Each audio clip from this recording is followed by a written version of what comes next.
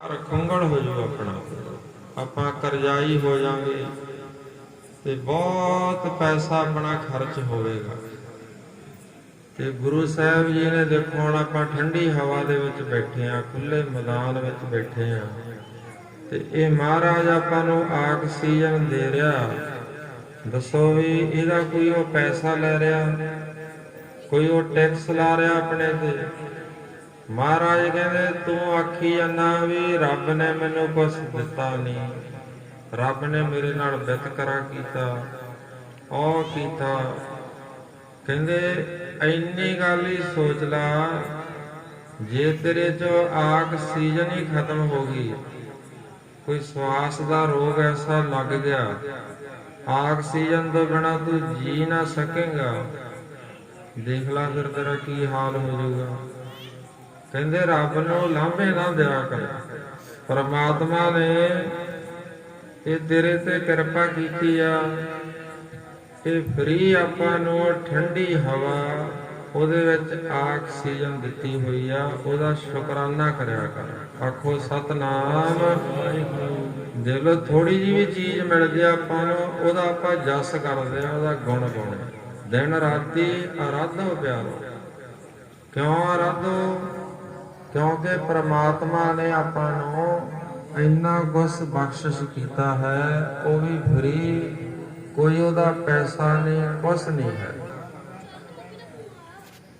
ਤੇ ਆਪਾਂ ਕੀ ਕਰਦੇ ਆ? ਦਿਨ ਰਾਤ ਉਲਾਂਭੇ ਦਿੰਦੇ ਰਹਿੰਦੇ ਆ। ਮਹਾਰਾਜ ਦੇ ਬਚਨ ਨੇ ਕਹਿੰਦੇ 100 ਉਲਾਂਭੇ ਦੇਣੇ ਕੇ, ਰਾਤੀ ਮਿਲਨ ਸਹੰਸ, ਸਿਫਤ ਸਲਾਹਨ ਛੱਡ ਕੇ ਕਰੰਗੀ ਲੱਗਾ ਹੰਸ। ਕਹਿੰਦੇ 100 ਲਾਂਭੇ ਜਿਹੜਾ ਇਹ ਦਿਨੇ ਦਿੰਦਾ, ਸਹੰਸ ਕਹਿੰਦੇ 1000 ਨੂੰ, ਕਹਿੰਦੇ 1000 ਲਾਂਭੇ ਜਿਹੜੇ ਇਹ ਰਾਤ ਨੂੰ ਦਿੰਦਾ ਕਿ ਰੱਬਾ ਮੈਨੂੰ ਆਹ ਨਹੀਂ ਦਿੱਤਾ, ਮੈਨੂੰ ਉਹ ਨਹੀਂ ਦਿੱਤਾ। ਮਹਾਰਾਜ ਕਹਿੰਦੇ ਤੂੰ ਕਿਤੇ ਦੇਖਿਆ ਕਰ, ਸੋਚਿਆ ਕਰ, ਤੈਨੂੰ ਇਹ 2 ਨੇਤਰ ਦਿੱਤੇ ਹੋਏ ਨੇ, ਇੰਨਾ ਸੋਹਣਾ ਤੈਨੂੰ ਇਹ ਸਰੀਰ ਦਿੱਤਾ ਹੋਇਆ, ਜੇ ਰੱਬ ਨਾ ਕਰੇ ਇੱਕ ਤੇਰਾ ਨੇਤਰ ਹੀ ਖਰਾਬ ਹੋ ਜੇ, ਅੱਖਾਂ ਖਰਾਬ ਹੋ ਜਾਣ, ਤੇ ਫਿਰ ਕੀ ਕਰੇਗਾ? ਹੱਥ ਪੈਰ ਤੈਨੂੰ ਇੰਨੇ ਸਹੀ ਸਲਾਮਤ ਦਿੱਤੇ ਹੋਏ ਆ, ਹੁਣ ਜਿਨ੍ਹਾਂ ਦੇ ਹੱਥ ਪੈਰ ਹੈ ਨੀ ਗੇ, ਬੋਲਿਆ ਨਹੀਂ ਜਾਂਦਾ, ਸੁਣਿਆ ਨਹੀਂ ਜਾਂਦਾ ਉਹਨਾਂ ਤੋਂ, ਉਹਨਾਂ ਨੂੰ ਪੁੱਛ ਕੇ ਦੇਖ ਵੀ ਇਹ ਅੱਖਾਂ ਦੀ ਕਿੰਨੀ ਕੀਮਤ ਹੈ, ਅੱਖਾਂ ਕੀ ਹਨ। ਜਿਨ੍ਹਾਂ ਦੇ ਹੱਥ ਨਹੀਂ ਉਹਨਾਂ ਨੂੰ ਪੁੱਛ ਕੇ ਦੇਖ ਵੀ ਇਹ ਹੱਥਾਂ ਦੀ ਕੀ ਕੀਮਤ ਹੈ, ਜਿਨ੍ਹਾਂ ਦੇ ਪੈਰ ਹੈ ਨਹੀਂ। ਸੋ ਮਹਾਰਾਜ ਕਹਿੰਦੇ ਰਮਈਆ ਕੇ ਗੁਣ ਚੇਤ ਪ੍ਰਾਣੀ, ਕਵਨ ਮੂਲ ਤੇ ਕਵਨ ਦ੍ਰਿਸ਼ਟਾਨੀ। ਜੰਤੂ ਸਾਜ ਸਵਾਰ ਸਿੰਗਾਰਿਆ, ਗਰਭ ਅਗਨ ਮੈਂ ਜਿਨੇ ਉਵਾਰਿਆ।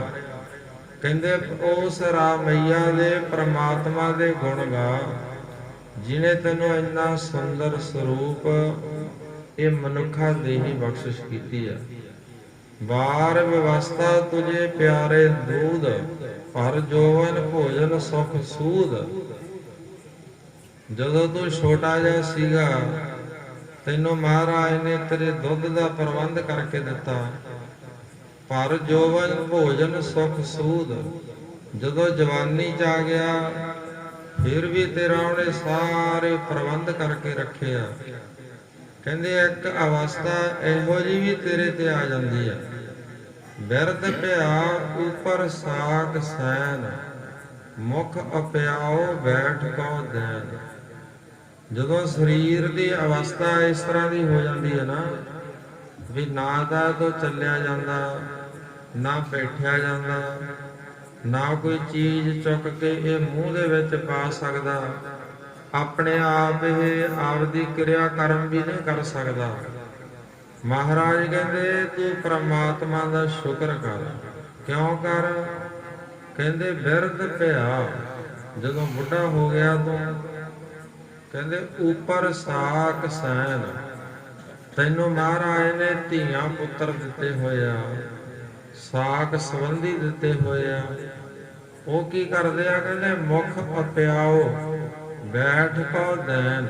ਇਹ ਸੁਖਮਨੀ ਸਾਹਿਬ ਜੀ ਦੇ ਬਚਨ ਨੇ। ਕਹਿੰਦੇ ਫਿਰ ਉਹ ਤੇਰੇ ਪਏ ਦੇ ਮੂੰਹ ਦੇ ਵਿੱਚ ਜਲ ਪਾਣੀ ਪਾਉਂਦੇ ਆ, ਤੇਰੀ ਕਿਰਿਆ ਕਰਮ ਕਰਵਾਉਂਦੇ ਆ।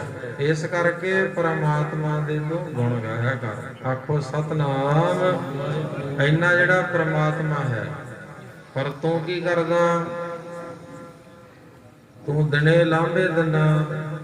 ਮਹਾਰਾਜ ਕਹਿੰਦੇ 100 ਅਲਾਮੇ ਦਿਨੇ ਕੇ। ਫਿਰ ਕਹਿੰਦੇ ਦਿਨੇ ਲਾਂਭੇ ਦੇਈ ਜਾਂਦਾ, ਰੱਬਾ ਤੂੰ ਮੈਨੂੰ ਆਹ ਨਹੀਂ ਦਿੱਤਾ, ਉਹ ਨਹੀਂ ਦਿੱਤਾ। ਮਹਾਰਾਜ ਤੇਰੇ ਕੱਲੀ ਵੇਖ ਵੇਖ ਹੱਸਦਾ। ਉਹ ਕਹਿੰਦਾ ਦੇਖ ਤੇਰੀ ਮੈਂ ਕਿੰਨੀ ਸੂਰਤ ਮੂਰਤ ਅਪਰ ਅਪਾਰਾ। ਮਹਾਰਾਜ ਕਹਿੰਦੇ ਵੀ ਮਾਂ ਕੀ ਰਖਤ ਪਿਤਾ ਬਿੰਦ ਧਾਰਾ।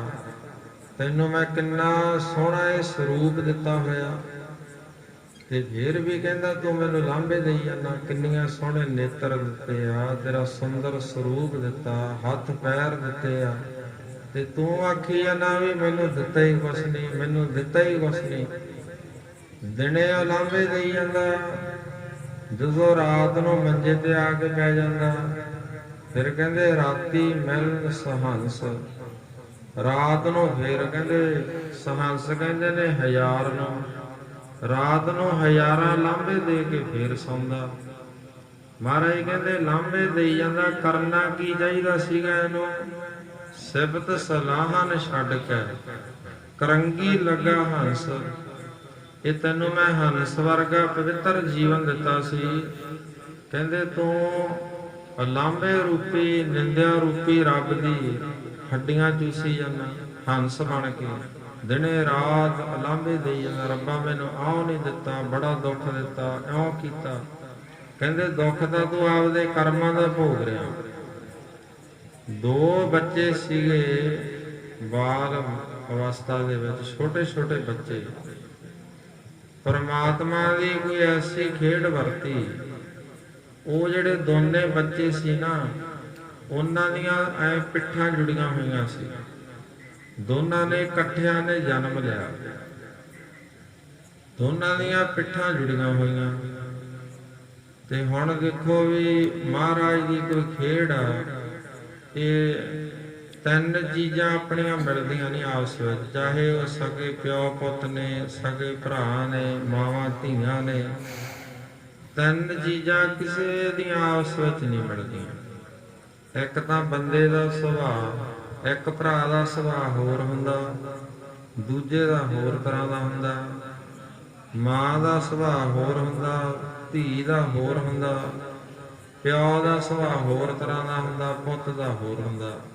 ਆਪਾਂ ਅਕਸਰ ਹੀ ਇਹ ਕਹਿੰਦੇ ਰਹਿੰਦੇ ਆ ਵੀ ਇਹਦਾ ਪਿਓ ਬੜਾ ਚੰਗਾ ਸੀ ਤੇ ਪੁੱਤ ਨਹੀਂ ਚੰਗਾ ਨਿਕਲਿਆ, ਇਹਦਾ ਸੁਭਾਅ ਬੜਾ ਗੰਦਾ, ਪਿਓ ਦਾ ਬੜਾ ਚੰਗਾ ਸੀ।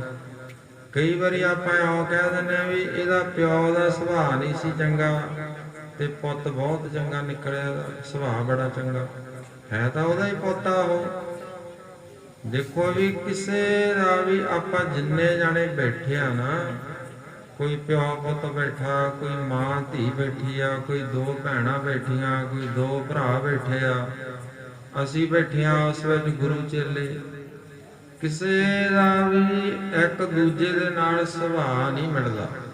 ਪਹਿਲੀ ਗੱਲ 3 ਚੀਜ਼ਾਂ ਕਿਸੇ ਦੀਆਂ ਨਹੀਂ ਮਿਲਦੀਆਂ। ਦੇਖੋ ਕਿਉਂ ਨਹੀਂ ਵੀ ਇਕੱਲੇ ਮਨੁੱਖਾਂ ਦੇ ਵਿੱਚ ਆ ਇਹ। ਜਿੰਨੇ ਵੀ ਮਹਾਰਾਜ ਨੇ ਜੀਵ ਜੰਤੂ 84 ਲੱਖ ਜੂਨ ਪੈਦਾ ਕੀਤੀ, ਜਾਨਵਰਾਂ ਦਾ ਵੀ ਆਪਸ ਵਿੱਚ ਸੁਭਾਅ ਨਹੀਂ ਮਿਲਦਾ। ਹੁਣ ਵੇਖੋ ਜਿਹੜੀ ਮੱਝ ਦੀ ਉਹ ਕੱਟੀ ਹੁੰਦੀ ਆ, ਉਹਦਾ ਸੁਭਾਅ ਜਿਹੜਾ ਹੋਰ ਹੁੰਦਾ। ਕਈ ਵਾਰੀ ਇੱਕ ਮਾਰਨ ਵਾਲੀ ਹੁੰਦੀ ਆ, ਉਹਦਾ ਸਾਊ ਸੁਭਾਅ ਹੁੰਦਾ, ਸੀਲ ਹੁੰਦੀ ਆ ਪਸ਼ੂ। ਇਸੇ ਤਰ੍ਹਾਂ ਇਹਨਾਂ ਪੰਛੀਆਂ ਦੇ ਵਿੱਚ ਵੀ, ਜਾਨਵਰਾਂ ਦੇ ਵਿੱਚ ਵੀ ਵੱਖ-ਵੱਖ ਸੁਭਾਅ ਨੇ। ਕਈ ਪਸ਼ੂ ਆ ਜਿਹੜੇ ਬੜੇ ਸੀਲ, ਜਿਹੜਾ ਮਰਜੀ ਉਹਨਾਂ ਨੂੰ ਚੋਲੇ, ਜਿਹੜਾ ਮਰਜੀ ਧੁੱਪੇ ਛਾਵੇਂ ਕਰਦੇ, ਜਿਹੜਾ ਮਰਜੀ ਚਾਰ ਲਿਆਵੇ, ਕਿਸੇ ਨੂੰ ਮਾਰਦੇ ਹੀ ਨਹੀਂ ਵਿਚਾਰੇ। ਕਈ ਇਹੋ ਜਿਹੇ ਹੁੰਦੇ ਆ ਵੀ ਛੇਤੀ ਮਾਲਕ ਤੋਂ ਬਿਨਾਂ ਕਿਸੇ ਨੂੰ ਨੇੜੇ ਨਹੀਂ ਲੱਗਣ ਦਿੰਦੇ, ਕਿੱਲੇ ਤੜਾ ਲੈਂਦੇ ਆ, ਰੱਸੇ ਤੜਾ ਲੈਂਦੇ ਆ। ਉਹਨਾਂ ਦੇ ਵੀ ਸੁਭਾਅ ਜਿਹੜੇ ਡਿਫਰੈਂਟ ਆ, ਅਲੱਗ-ਅਲੱਗ ਨੇ। ਸਾਰਿਆਂ ਦਾ ਸੁਭਾਅ ਇੱਕੋ ਜਿਹਾ ਨਹੀਂ ਹੈਗਾ। ਹਾਲਾਂਕਿ ਮਨੁੱਖ ਜਾਤੀ 'ਚ ਨਹੀਂ ਹੈਗਾ ਇਹ। ਪੂਰੀ ਪ੍ਰਜਾਤੀ ਜਿਹੜੀ ਪ੍ਰਮਾਤਮਾ ਨੇ ਸ੍ਰਿਸ਼ਟੀ ਦੀ ਰਚਨਾ ਕੀਤੀ ਆ। ਦੇਖੋ ਵੀ ਆਪਾਂ ਤਾਂ ਕਹਿੰਦੇ ਆ ਵੀ ਬੰਦਿਆਂ ਦੇ ਸੁਭਾਅ ਨਹੀਂ ਮਿਲਦੇ ਜੀ, ਆਪਾਂ ਆਮ ਹੀ ਕਹਿ ਦਿੰਦੇ ਆ। ਪਸ਼ੂਆਂ ਦੇ ਕਿਹੜਾ ਮਿਲਦੇ, ਦੇਖੋ ਪੰਛੀਆਂ ਦੇ ਕਿਹੜਾ ਮਿਲਦੇ ਨੇ, ਪੰਛੀਆਂ ਦੇ ਸੁਭਾਅ ਵੀ ਅਲੱਗ-ਅਲੱਗ ਨੇ। ਇਹ ਪ੍ਰਮਾਤਮਾ ਦਾ ਸਿਸਟਮ ਹੀ ਇਸ ਤਰ੍ਹਾਂ ਦਾ ਬਣਾਇਆ ਹੋਇਆ। ਪਹਿਲੀ ਗੱਲ ਵੀ ਕਿਸੇ ਦਾ ਸੁਭਾਅ ਨਹੀਂ ਮਿਲਦਾ, ਤਿੰਨ ਚੀਜ਼ਾਂ ਨਹੀਂ ਮਿਲਦੀਆਂ ਹੁੰਦੀਆਂ। ਦੂਜੀ ਹੁੰਦੀ ਆ ਸ਼ਕਲ, ਜਿਹੜੀ ਸ਼ਕਲ ਆ ਨਾ ਇਹ ਵੀ ਆਪਣੀ ਇੱਕ ਦੂਜੇ ਦੇ ਨਾਲ ਨਹੀਂ ਮਿਲਦੀ। ਦੇਖੋ ਵੀ ਆਪਾਂ ਸਕੇ ਪਿਓ ਪੁੱਤ ਹੁੰਦੇ ਆ, ਮਾਵਾਂ ਧੀਆਂ ਹੁੰਦੀਆਂ, ਸਕੀਆਂ ਭੈਣਾਂ ਹੁੰਦੀਆਂ, ਸਕੇ ਭਰਾ ਹੁੰਦੇ ਆ, ਤੇ ਸਾਰਿਆਂ ਦੀ ਜਿਹੜੀ ਸ਼ਕਲ ਹੈ ਪ੍ਰਮਾਤਮਾ ਨੇ ਅਲੱਗ-ਅਲੱਗ ਬਣਾਈ। ਦੇਖੋ ਕਿੱਡਾ ਕਾਰੀਗਰ ਤਕੜਾ ਰੱਬ ਹੈ। ਕਮਾਲ ਦੀ ਗੱਲ ਆ ਵੀ ਹਰੇਕ ਸ੍ਰਿਸ਼ਟੀ ਦੀ ਸ਼ਕਲ ਅਲੱਗ-ਅਲੱਗ, ਹਰੇਕ ਪਸ਼ੂ ਇੱਕੋ ਜਿਹਾ ਨਹੀਂ, ਚਾਹੇ ਉਹਦਾ ਹੀ ਉਹ ਬੱਚਾ ਹੈ। ਹਰੇਕ ਪੰਛੀ ਇੱਕੋ ਜਿਹਾ ਨਹੀਂ, ਉਹਦੇ ਵਿੱਚ ਕੋਈ ਨਾ ਕੋਈ ਅੰਤਰ ਹੋਊਗਾ। ਜੇ ਬਾਹਰੋਂ ਦੇਖਣ 'ਚ ਨਹੀਂ ਲੱਗਦਾ, ਉਹਦੇ ਅੰਦਰ ਅੰਤਰ ਹੁੰਦਾ ਕੋਈ। ਸੋ ਇਸ ਕਰਕੇ ਵੀ ਪ੍ਰਮਾਤਮਾ ਨੇ ਸਾਡੀਆਂ ਜਿਹੜੀਆਂ ਸ਼ਕਲਾਂ ਵੀ ਸਾਰਿਆਂ ਦੀਆਂ ਅਲੱਗ-ਅਲੱਗ ਬਣਾਈਆਂ ਨੇ। ਦਿਨ ਰਾਤੀ ਆਰਾਧੋ ਪਿਆਰੋ ਐਸੇ ਰੱਬ ਨੂੰ। ਆਪਣੇ ਜਿਹੜੇ ਅਸੀਂ ਹੁਣ ਵਿਦੇਸ਼ਾਂ ਦੇ ਵਿੱਚ ਬਹੁਤ ਜਾਂਦੇ ਆ, ਤੇ ਉੱਥੇ ਜਦੋਂ ਫਿਰ 에ਅਰਪੋਰਟ ਤੇ ਉਤਰਦੇ ਆ, ਇਮੀਗ੍ਰੇਸ਼ਨ ਕਰਾ ਕੇ ਅੱਗੇ ਐਂਟਰੀ ਮਿਲਦੀ ਆ, ਇੱਧਰੋਂ ਵੀ ਉਧਰੋਂ ਵੀ। ਜਿਹੜੇ ਤੁਹਾਡੇ ਚੋਂ ਗਏ ਉਹਨਾਂ ਨੂੰ ਪਤਾ, ਉਹ ਫਿਰ ਆਪਣੇ ਅੱਖਾਂ ਦੀ ਸਕੈਨ ਕਰਦੇ ਆ। ਪਾਸਪੋਰਟ ਜਦੋਂ ਕੰਪਿਊਟਰ ਦੇ ਵਿੱਚ ਉਹ ਡਾਲ ਦਿੰਦੇ ਆ, ਉਸ ਤੋਂ ਬਾਅਦ ਫਿਰ ਆਪਣੀ ਸਕੈਨ ਹੁੰਦੀ ਹੈ, ਤੇ ਉਹ ਆਪਣੀਆਂ ਅੱਖਾਂ ਤੋਂ ਪਤਾ ਲੱਗ ਜਾਂਦਾ ਵੀ ਇਹ ਇਸੇ ਬੰਦੇ ਦਾ ਹੀ ਪਾਸਪੋਰਟ ਆ, ਇਹਦੇ 'ਚ ਕੋਈ ਗਲਤੀ ਨਹੀਂ ਹੈ। ਕਿਸੇ ਵੀ ਨਾ ਪਿਓ ਪੁੱਤ ਦੀ ਅੱਖਾਂ ਦੀ ਸਕੈਨ ਮਿਲਦੀ ਆ, ਨਾ ਮਾਂ ਧੀ ਦੀ ਮਿਲਦੀ ਆ, ਨਾ ਭੈਣਾਂ ਦੀ ਮਿਲਦੀ ਆ, ਨਾ ਭਰਾਵਾਂ ਦੀ ਮਿਲਦੀ, ਅਲੱਗ-ਅਲੱਗ ਆ। ਦੇਖੋ ਮਹਾਰਾਜ ਦੇ ਮੈਂ ਤਾਂ ਕਮਾਲ ਮੰਨਦਾ, ਤੁਸੀਂ ਇਹ ਦੇਖਿਆ ਕਰੋ। ਇਉਂ ਨਹੀਂ ਵੀ ਇਕੱਲਾ ਵਾਹਿਗੁਰੂ ਕਹਿ ਲਿਆ ਬਸ। ਵਾਹਿਗੁਰੂ ਦਾ ਮਤਲਬ ਕੀ ਆ ਵੀ ਵਾਹ ਗੁਰੂ, ਵੀ ਵਾਹ ਜੀ ਰੱਬਾ ਤੂੰ ਵਾਹ, ਬੜਾ ਧੰਨਾ ਤੂੰ। ਕਮਾਲ ਦੀ ਗੱਲ ਆ, ਜਿਹੜੀ ਮਰਜ਼ੀ ਤੇਰੀ ਬਣਾਈ ਹੋਈ ਚੀਜ਼ ਵੱਲੀ ਦੇਖਦੇ ਆ ਤੇ ਅੰਦਰੋਂ ਵਾਹ ਵਾਹ ਨਿਕਲਦਾ। ਐਸੀ ਤੂੰ ਸ੍ਰਿਸ਼ਟੀ ਬਣਾਈ ਆ। ਪਰ ਸੋਚਣ ਦੀ ਗੱਲ, ਉਹ ਵੇਖੋ ਵੀ ਆਪਣੀ ਕਿਸੇ ਦੀ ਵੀ ਅੱਖਾਂ ਦੀ ਸਕੈਨ ਨਹੀਂ ਮਿਲਦੀ। ਦੂਜਾ ਦੇਖੋ ਫਿਰ ਉਹ ਫਿੰਗਰਪ੍ਰਿੰਟ ਕਰਾਉਂਦੇ ਆ, ਤੇ ਜਦੋਂ ਆਪਣੇ ਫਿੰਗਰਪ੍ਰਿੰਟ ਹੁੰਦੇ ਆ ਉਹ ਵੀ ਸਾਰਿਆਂ ਦੇ ਅਲੱਗ-ਅਲੱਗ ਬਣਾਏ ਮਹਾਰਾਜ ਨੇ। ਮੇਰੇ ਹੋਰ ਆ, ਤੁਹਾਡੇ ਹੋਰ ਆ, ਪੁੱਤ ਦੇ ਹੋਰ ਆ, ਪਿਓ ਦੇ ਹੋਰ ਆ, ਮਾਂ ਦੇ ਹੋਰ ਆ, ਧੀਆਂ ਦੇ ਹੋਰ ਆ, ਕਿਸੇ ਦਾ ਵੀ ਫਿੰਗਰਪ੍ਰਿੰਟ ਨਹੀਂ ਮਿਲਦਾ। ਧੰਨਾ ਮਹਾਰਾਜ, ਆਖੋ ਸਤਨਾਮ ਵਾਹਿਗੁਰੂ। ਉਹਦੇ ਵੇਖੋ ਪ੍ਰਮਾਤਮਾ ਦੀ ਰਚਨਾ। ਨਾ ਸਾਡੇ ਹੱਥਾਂ ਦੇ ਨਿਸ਼ਾਨ ਮਿਲਦੇ ਨੇ, ਅੱਖਾਂ ਦੀ ਸਕੈਨ ਨਹੀਂ ਮਿਲਦੀ। ਸਾਡੇ ਸਾਰਿਆਂ ਦੀ ਜਿਹੜੀ ਸੂਰਤ ਹੈ ਇਹ ਕਿਸੇ ਦੀ ਨਹੀਂ ਮਿਲਦੀ, ਸਭ ਦੀ ਅਲੱਗ-ਅਲੱਗ ਰੱਬ ਨੇ ਬਣਾਈ ਆ। ਤੀਜਾ ਹੁੰਦਾ ਵੀ ਵਿਚਾਰ, ਅਕਲ, ਸ਼ਕਲ ਤੇ ਵਿਚਾਰ। ਇਹ ਜਿਹੜੀ ਵਿਚਾਰ ਹਨ ਇਹ ਵੀ ਸਾਡੇ ਵੱਖ-ਵੱਖ ਨੇ। ਸਾਡੇ ਜਿਹੜੇ ਵੀ ਤੁਹਾਡੇ ਵਿਚਾਰ ਹੋਰ ਆ, ਪੁੱਤ ਦੇ ਹੋਰ ਹੁੰਦੇ, ਦੂਜੇ ਦੇ ਹੋਰ ਹੁੰਦੇ ਆ। ਕਿਸੇ ਦੀ ਵੀ ਸੋਚ ਆ ਜਿਹੜੀ ਇੱਕ ਦੂਜੇ ਨਾਲ ਮਿਲਦੀ ਨਹੀਂ, ਉਹ ਕਿਤੇ ਨਾ ਕਿਤੇ ਉਹਦਾ ਫਰਕ ਰਹਿ ਜਾਂਦਾ। ਇਹ ਜਿਹੜੇ ਬੱਚੇ ਨਾ ਦੋ ਪੈਦਾ ਹੋਏ ਇੱਕੋ ਮਾਂ ਦੇ ਪੇਟ ਦੇ ਵਿੱਚ, ਦੋਨਾਂ ਦੇ ਜਿਹੜੇ ਸਰੀਰ ਸੀਗੇ ਆਪਸ ਵਿੱਚ ਜੁੜੇ ਹੋਏ ਸੀਗੇ, ਦੋਨਾਂ ਦੀਆਂ ਪਿੱਠਾਂ ਜੁੜੀਆਂ ਸੀ, ਸ਼ਕਲਾਂ ਵੀ ਇਹਨਾਂ ਦੀਆਂ ਅਲੱਗ ਪ੍ਰਮਾਤਮਾ ਦੇ ਸਿਸਟਮ ਮੁਤਾਬਕ, ਇਹਨਾਂ ਦੇ ਸੁਭਾਅ ਜਿਹੜੇ ਸੀ ਉਹ ਵੀ ਅਲੱਗ-ਅਲੱਗ। ਹੁਣ ਬੱਚੇ ਦੋਨੇ ਵੇਖੋ ਵੀ ਥੱਲੇ ਲੱਤਾਂ ਉਹਨਾਂ ਦੀਆਂ ਦੋ ਨੇ, ਉੱਪਰ ਬਾਡੀ ਆ ਜਿਹੜੀ ਉਹ ਉਹਨਾਂ ਦੀਆਂ ਆਪਣੀ ਦੋ ਹੀ ਆ, ਬਾਡੀ ਦੇ ਬਾਹਾਂ ਚਾਰ ਨੇ, ਥੱਲੇ ਢਾਂਚਾ ਵਿਚਾਰਿਆਂ ਦਾ ਇੱਕੋ, ਦੋਨਾਂ ਲੱਤਾਂ ਇੱਕੋ ਹੀ ਦੋਨਾਂ ਦੀਆਂ, ਬਾਡੀ ਅਲੱਗ-ਅਲੱਗ, ਸਿਰ ਵੀ ਦੋ। ਹੁਣ ਇਕੱਠੇ ਮਹਾਰਾਜ ਨੇ ਜੋੜਦੇ, ਆਪਰੇਸ਼ਨ ਕਰਕੇ ਪਾਸੇ ਵੀ ਨਹੀਂ ਸੀ ਕਰ ਸਕਦੇ। ਇਸ ਤਰ੍ਹਾਂ ਦਾ ਮਹਾਰਾਜ ਨੇ ਕੋਈ ਉਹਨਾਂ ਦੇ ਕਰਮ ਸੀ। ਹੁਣ ਦੋਨਾਂ ਦੇ ਜਿਹੜੇ ਸੁਭਾਅ ਸੀ ਨਾ ਉਹ ਅਲੱਗ-ਅਲੱਗ ਸੀ। ਹੌਲੀ ਹੌਲੀ ਉਹ ਵੱਡੇ ਹੋਏ। ਹੁਣ ਜਦੋਂ ਵੱਡੇ ਹੋਏ ਸੋਚ ਸਮਝਣ ਲੱਗ ਗਏ, ਆਪਦੇ ਜੀਵਨ ਬਾਰੇ ਸੋਚਦੇ ਆ ਦੋਨੇ। ਜਿਹੜਾ ਇੱਕ ਸੀਗਾ ਪਹਿਲੇ ਵਾਲਾ, ਉਹ ਸੀਗਾ ਗੁਰਮੁਖ, ਰੱਬ ਨੂੰ ਮੰਨਣ ਵਾਲਾ ਸੀ। ਉਹ ਜਦੋਂ ਵੀ ਇਸ਼ਨਾਨ ਕਰਨਾ ਉਹਨੇ, ਹੁਣ ਇਕੱਠੇ ਇਸ਼ਨਾਨ ਹੋਣਾ ਸੀ, ਅੱਡ ਅੱਡ ਤਾਂ ਹੋ ਨਹੀਂ ਸੀ ਸਕਦਾ, ਇਕੱਠੇ ਉਹ ਆਪਦੀ ਕਿਰਿਆ ਕਰਮ ਕਰਨਾ ਪੈਂਦਾ ਸੀ ਉਹਨਾਂ ਨੂੰ। ਤੇ ਜਦੋਂ ਜਿਹੜਾ ਇੱਕ ਸੀ ਨਾ ਪਹਿਲੇ ਨੰਬਰ ਵਾਲਾ, ਉਹ ਸੀਗਾ ਸਾਧੂ ਸੁਭਾਅ ਦਾ ਮਾਲਕ, ਰੱਬ ਦੀ ਬੰਦਗੀ ਕਰਨ ਵਾਲਾ, ਰੱਬ ਤੇ ਵਿਸ਼ਵਾਸ ਰੱਖਣ ਵਾਲਾ। ਉਹ ਕਿਆ ਕਰੇ, ਜੋ ਵੀ ਰੱਬ ਕਰਦਾ ਚੰਗਾ ਹੀ ਕਰਦਾ। ਅਸੀਂ ਆਪਦੇ ਕਰਮ ਭੋਗਣ ਵਾਸਤੇ ਆਏ ਹੋਏ, ਸਾਡਾ ਕੋਈ ਪਤਾ ਨਹੀਂ ਕਿੰਨਾ ਕੁ ਮਾੜਾ ਕੰਮ ਕੀਤਾ ਹੋਊਗਾ ਜੋ ਸਾਨੂੰ ਇਸ ਤਰ੍ਹਾਂ ਦੇ ਸਰੀਰ ਦੀ ਬਣਤਰ ਮਿਲੀ ਹੋਈ ਆ। ਸਾਡਾ ਵੀ ਜੀ ਕਰਦਾ ਅਸੀਂ ਭੱਜੀਏ, ਨੱਠੀਏ, ਕੰਮ ਕਰੀਏ, ਅਲੱਗ-ਅਲੱਗ ਰਹੀਏ, ਪਰ ਕੀ ਕੀਤਾ ਜਾਵੇ ਉਹਦੇ ਹੁਕਮ ਦੇ ਵਿੱਚ। ਹੁਕਮ ਤੋਂ ਕਹਿੰਦੇ ਹੁਕਮੇ ਅੰਦਰ ਸਭ ਕੋ, ਬਾਹਰ ਹੁਕਮ ਨਾ ਹੋਏ। ਸਾਰੇ ਉਹਦੇ ਹੁਕਮ 'ਚ। ਉਹਦਾ ਸੁਭਾਅ ਜਿਹੜਾ ਸੀ ਇਸ ਤਰ੍ਹਾਂ ਦੀਆਂ ਗੱਲਾਂ ਕਰਦਾ ਸੀ, ਦਿਨ ਰਾਤ ਰੱਬ ਦਾ ਸ਼ੁਕਰ ਕਰੀ ਜਾਣਾ। ਫਿਰ ਉਹਨੇ ਨਾਮ ਵੀ ਜਪਣਾ, ਬੜਾ ਉਹਨੇ ਰੱਬ ਦਾ ਨਾਮ ਲਿਆ। ਇਸ ਤੋਂ ਜਿਹੜਾ ਵਿਪਰੀਤ ਉਲਟ ਦੂਜੇ ਨੰਬਰ ਵਾਲਾ ਸੀ, ਉਹਦਾ ਸੁਭਾਅ ਉਹਦੇ ਨਾਲੋਂ ਅਲੱਗ ਸੀਗਾ। ਉਹ ਅਲੱਗ ਕਿਵੇਂ, ਉਹ ਰੱਬ ਨੂੰ ਲਾਂਭੇ ਦਿਆ ਗਿਆ। ਕਹਿੰਦਾ ਲੈ ਐਦੂ ਤਾਂ ਸਾਨੂੰ ਨਾ ਹੀ ਜਨਮ ਦਿੰਦਾ, ਅਸੀਂ ਨਰਕ 'ਚ ਰਹਿ ਰਹੇ ਹਾਂ, ਇਹ ਕੋਈ ਜ਼ਿੰਦਗੀ ਆ? ਸਾਰੇ ਭੱਜੇ ਨੱਠੇ ਫਿਰਦੇ ਆ, ਸਭ ਕੁਝ ਕਰਦੇ ਆ, ਤੇ ਸਾਨੂੰ ਆ ਇਕੱਠੇ ਹੀ ਪੈਦਾ ਕਰਤਾ, ਕੀ ਕਰਾਂ? ਰੱਬ ਨੂੰ ਲਾਂਭੇ ਦੇਈ ਜਾ ਕਰੇ ਦਿਨ ਰਾਤ। ਉਹ ਜਿਹੜਾ ਗੁਰਮੁਖ ਸੀਗਾ, ਉਹ ਆਪਦੇ ਸੁਭਾਅ ਦੇ ਮੁਤਾਬਕ ਉਹਨੂੰ ਸਮਝਾਉਂਦਾ ਹੁੰਦਾ ਸੀ। ਕਹਿੰਦਾ ਨਾ ਵੀ ਭਰਾਵਾ, ਤੂੰ ਮੇਰਾ ਭਰਾ ਵਾ ਸਕਾ, ਇਕੱਠੇ ਆਪਾਂ ਜੁੜਵੇਂ ਪੈਦਾ ਹੋਏ, ਤੇ ਤੂੰ ਨਾ ਮਹਾਰਾਜ ਨੂੰ ਲਾਂਭੇ ਨਾ ਦਿਆ ਕਰ ਰੱਬ ਨੂੰ। ਇਹ ਆਪਣੇ ਕਰਮ ਨੇ, ਆਪਾਂ ਆਪਦੇ ਕਰਮ ਭੋਗ ਰਹੇ ਹਾਂ। ਕਿਉਂਕਿ ਜਿਹੜਾ ਸਰੀਰ ਆ ਨਾ ਸਾਡੀ, ਇਹ ਧਰਤੀ ਆ, ਕਰਮ ਆ ਜਿਹੜਾ ਇਹ ਸਾਡਾ ਬੀਜ ਆ। ਜਿਹੜਾ ਵੀ ਆਪਾਂ ਸਰੀਰ ਰੂਪੀ ਧਰਤੀ 'ਚ ਬੀਜ ਬੀਜਾਂਗੇ ਨਾ ਗੁਰਮੁਖੋ, ਉਹ ਅਵਸ਼ ਹੀ ਸਾਨੂੰ ਵੱਢਣਾ ਪਵੇਗਾ। ਜਿਵੇਂ ਮਾਲਕ ਨੇ ਆਪਾਂ ਨੂੰ ਜ਼ਮੀਨ ਦੇ ਦਿੱਤੀ ਵੀ ਆਹ ਤੇਰੇ ਕੋਲੇ 10 ਕਿੱਲੇ ਨੇ, 5 ਕਿੱਲੇ ਜਾਂ ਕਿੱਲਾ, ਜਿੰਨੇ ਵੀ ਮਰਜ਼ੀ ਕਿੰਨੇ ਬਿੱਗੇ, ਤੁਸੀਂ ਬਿੱਗੇ ਕਹਿੰਦੇ ਆ ਵੀ ਇੰਨੇ ਬਿੱਗੇ ਜ਼ਮੀਨ ਤੈਨੂੰ ਦੇਤੀ। ਹੁਣ ਉਹਦੇ ਵਿੱਚ ਜਿਹੜਾ ਬੀਜਣ ਵਾਲਾ, ਚਾਹੇ ਉਹ ਫੁੱਲ ਲਾ ਲੇ, ਚਾਹੇ ਕੰਡੇ ਲਾ ਲੇ ਉਹਦੇ 'ਚ, ਚਾਹੇ ਝੋਨਾ ਲਾ ਲੇ, ਚਾਹੇ ਕਣਕ ਲਾ ਲੇ।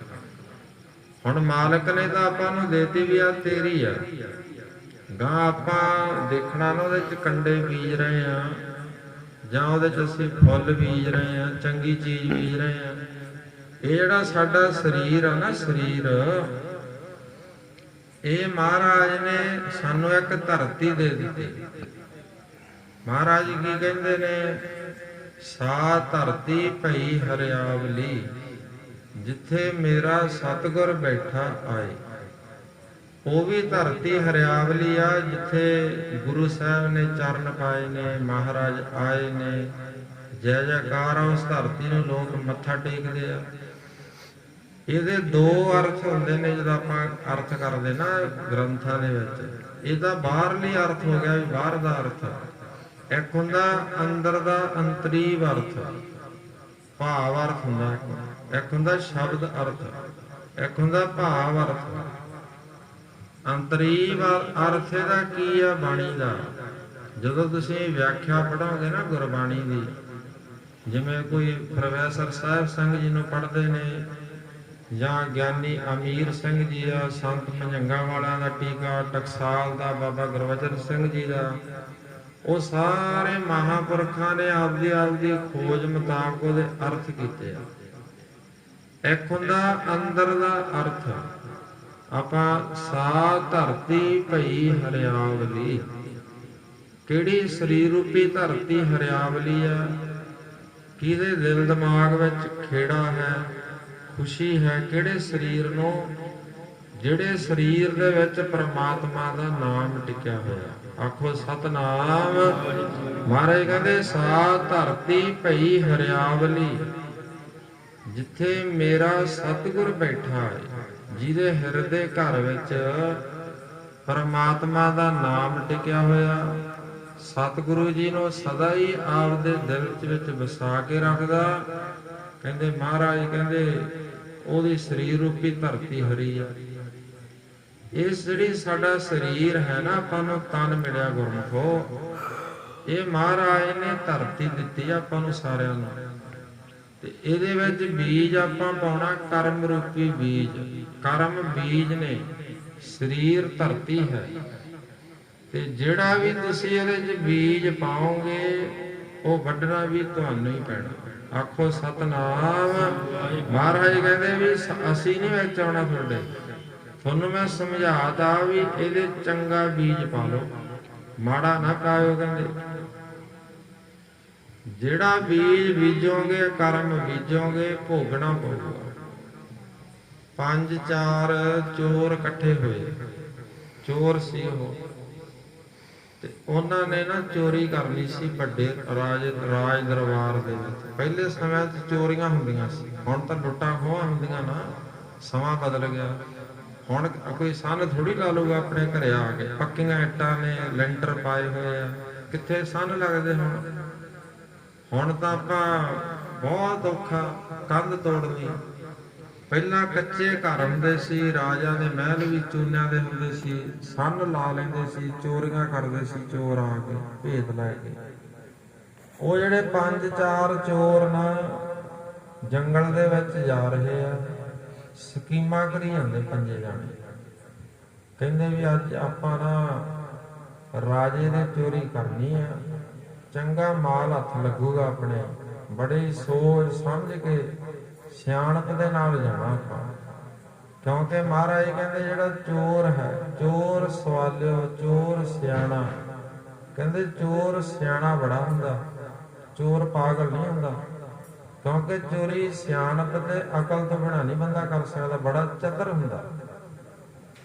ਹਾਲਾਂਕਿ ਮਾੜੀ ਹੈ ਚੋਰੀ। ਮਹਾਰਾਜ ਕਹਿੰਦੇ ਚੋਰ ਕੀ ਹਾਮਾ ਭਰੇ ਨਾ ਕੋਈ, ਚੋਰ ਕੀਆ ਚੰਗਾ ਕਿਉਂ ਹੋਵੇ। ਉਹ ਸਾਰੇ ਨਾ ਜਿਹੜਾ ਉਹਨਾਂ ਦਾ ਮੁਖੀਆ ਸੀ ਨਾ 5 ਜਾਣਿਆਂ ਦਾ, ਉਹਨਾਂ ਨੂੰ ਸਮਝਾਉਂਦਾ, ਕਹਿੰਦਾ ਦੇਖੋ ਵੀ ਆਪਾਂ ਰਾਜੇ ਦੇ ਚੋਰੀ ਕਰਨੀ ਆ, ਤੇ ਬੜੇ ਧਿਆਨ ਨਾਲ, ਸੰਜਮ ਦੇ ਨਾਲ ਜਾਣਾ। ਜੇ ਇੱਕ ਵਾਰੀ ਚੰਗਾ ਹੱਥ ਲੱਗ ਗਿਆ ਤੇ ਬਸ ਫਿਰ ਸਾਰਾ ਕੁਝ ਹੀ ਆ ਜਾਏ। ਇਉਂ ਤੁਰੇ ਜਾਂਦੇ ਨਾ, ਗੱਲਾਂ ਕਰਦੇ ਕਰਦੇ ਜਾ ਰਹੇ ਆ। ਉਹਨਾਂ ਨੇ ਕੀ ਦੇਖਿਆ, ਇੱਕ ਸਾਧੂ ਸੀਗਾ, ਉਹ ਦਰਖਤ ਦੇ ਹੇਠਾਂ ਬੈਠਾ ਤਪੱਸਿਆ ਕਰ ਰਿਹਾ ਸੀ, ਬੰਦਗੀ।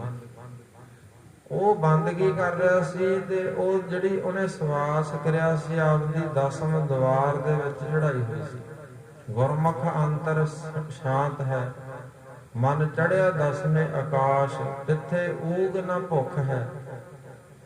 ਮਹਾਰਾਜ ਕਹਿੰਦੇ ਵੀ ਇਸ ਅਵਸਥਾ 'ਚ ਕੀ ਹੁੰਦਾ ਵੀ 10ਵੇਂ ਦੁਆਰ ਦੇ ਵਿੱਚ ਸਵਾਸ ਚਲੇ ਜਾਂਦੇ ਆ, ਉਹ ਸਰੀਰ ਤੋਂ ਵੱਖ ਹੋ ਜਾਂਦਾ ਬੰਦਾ।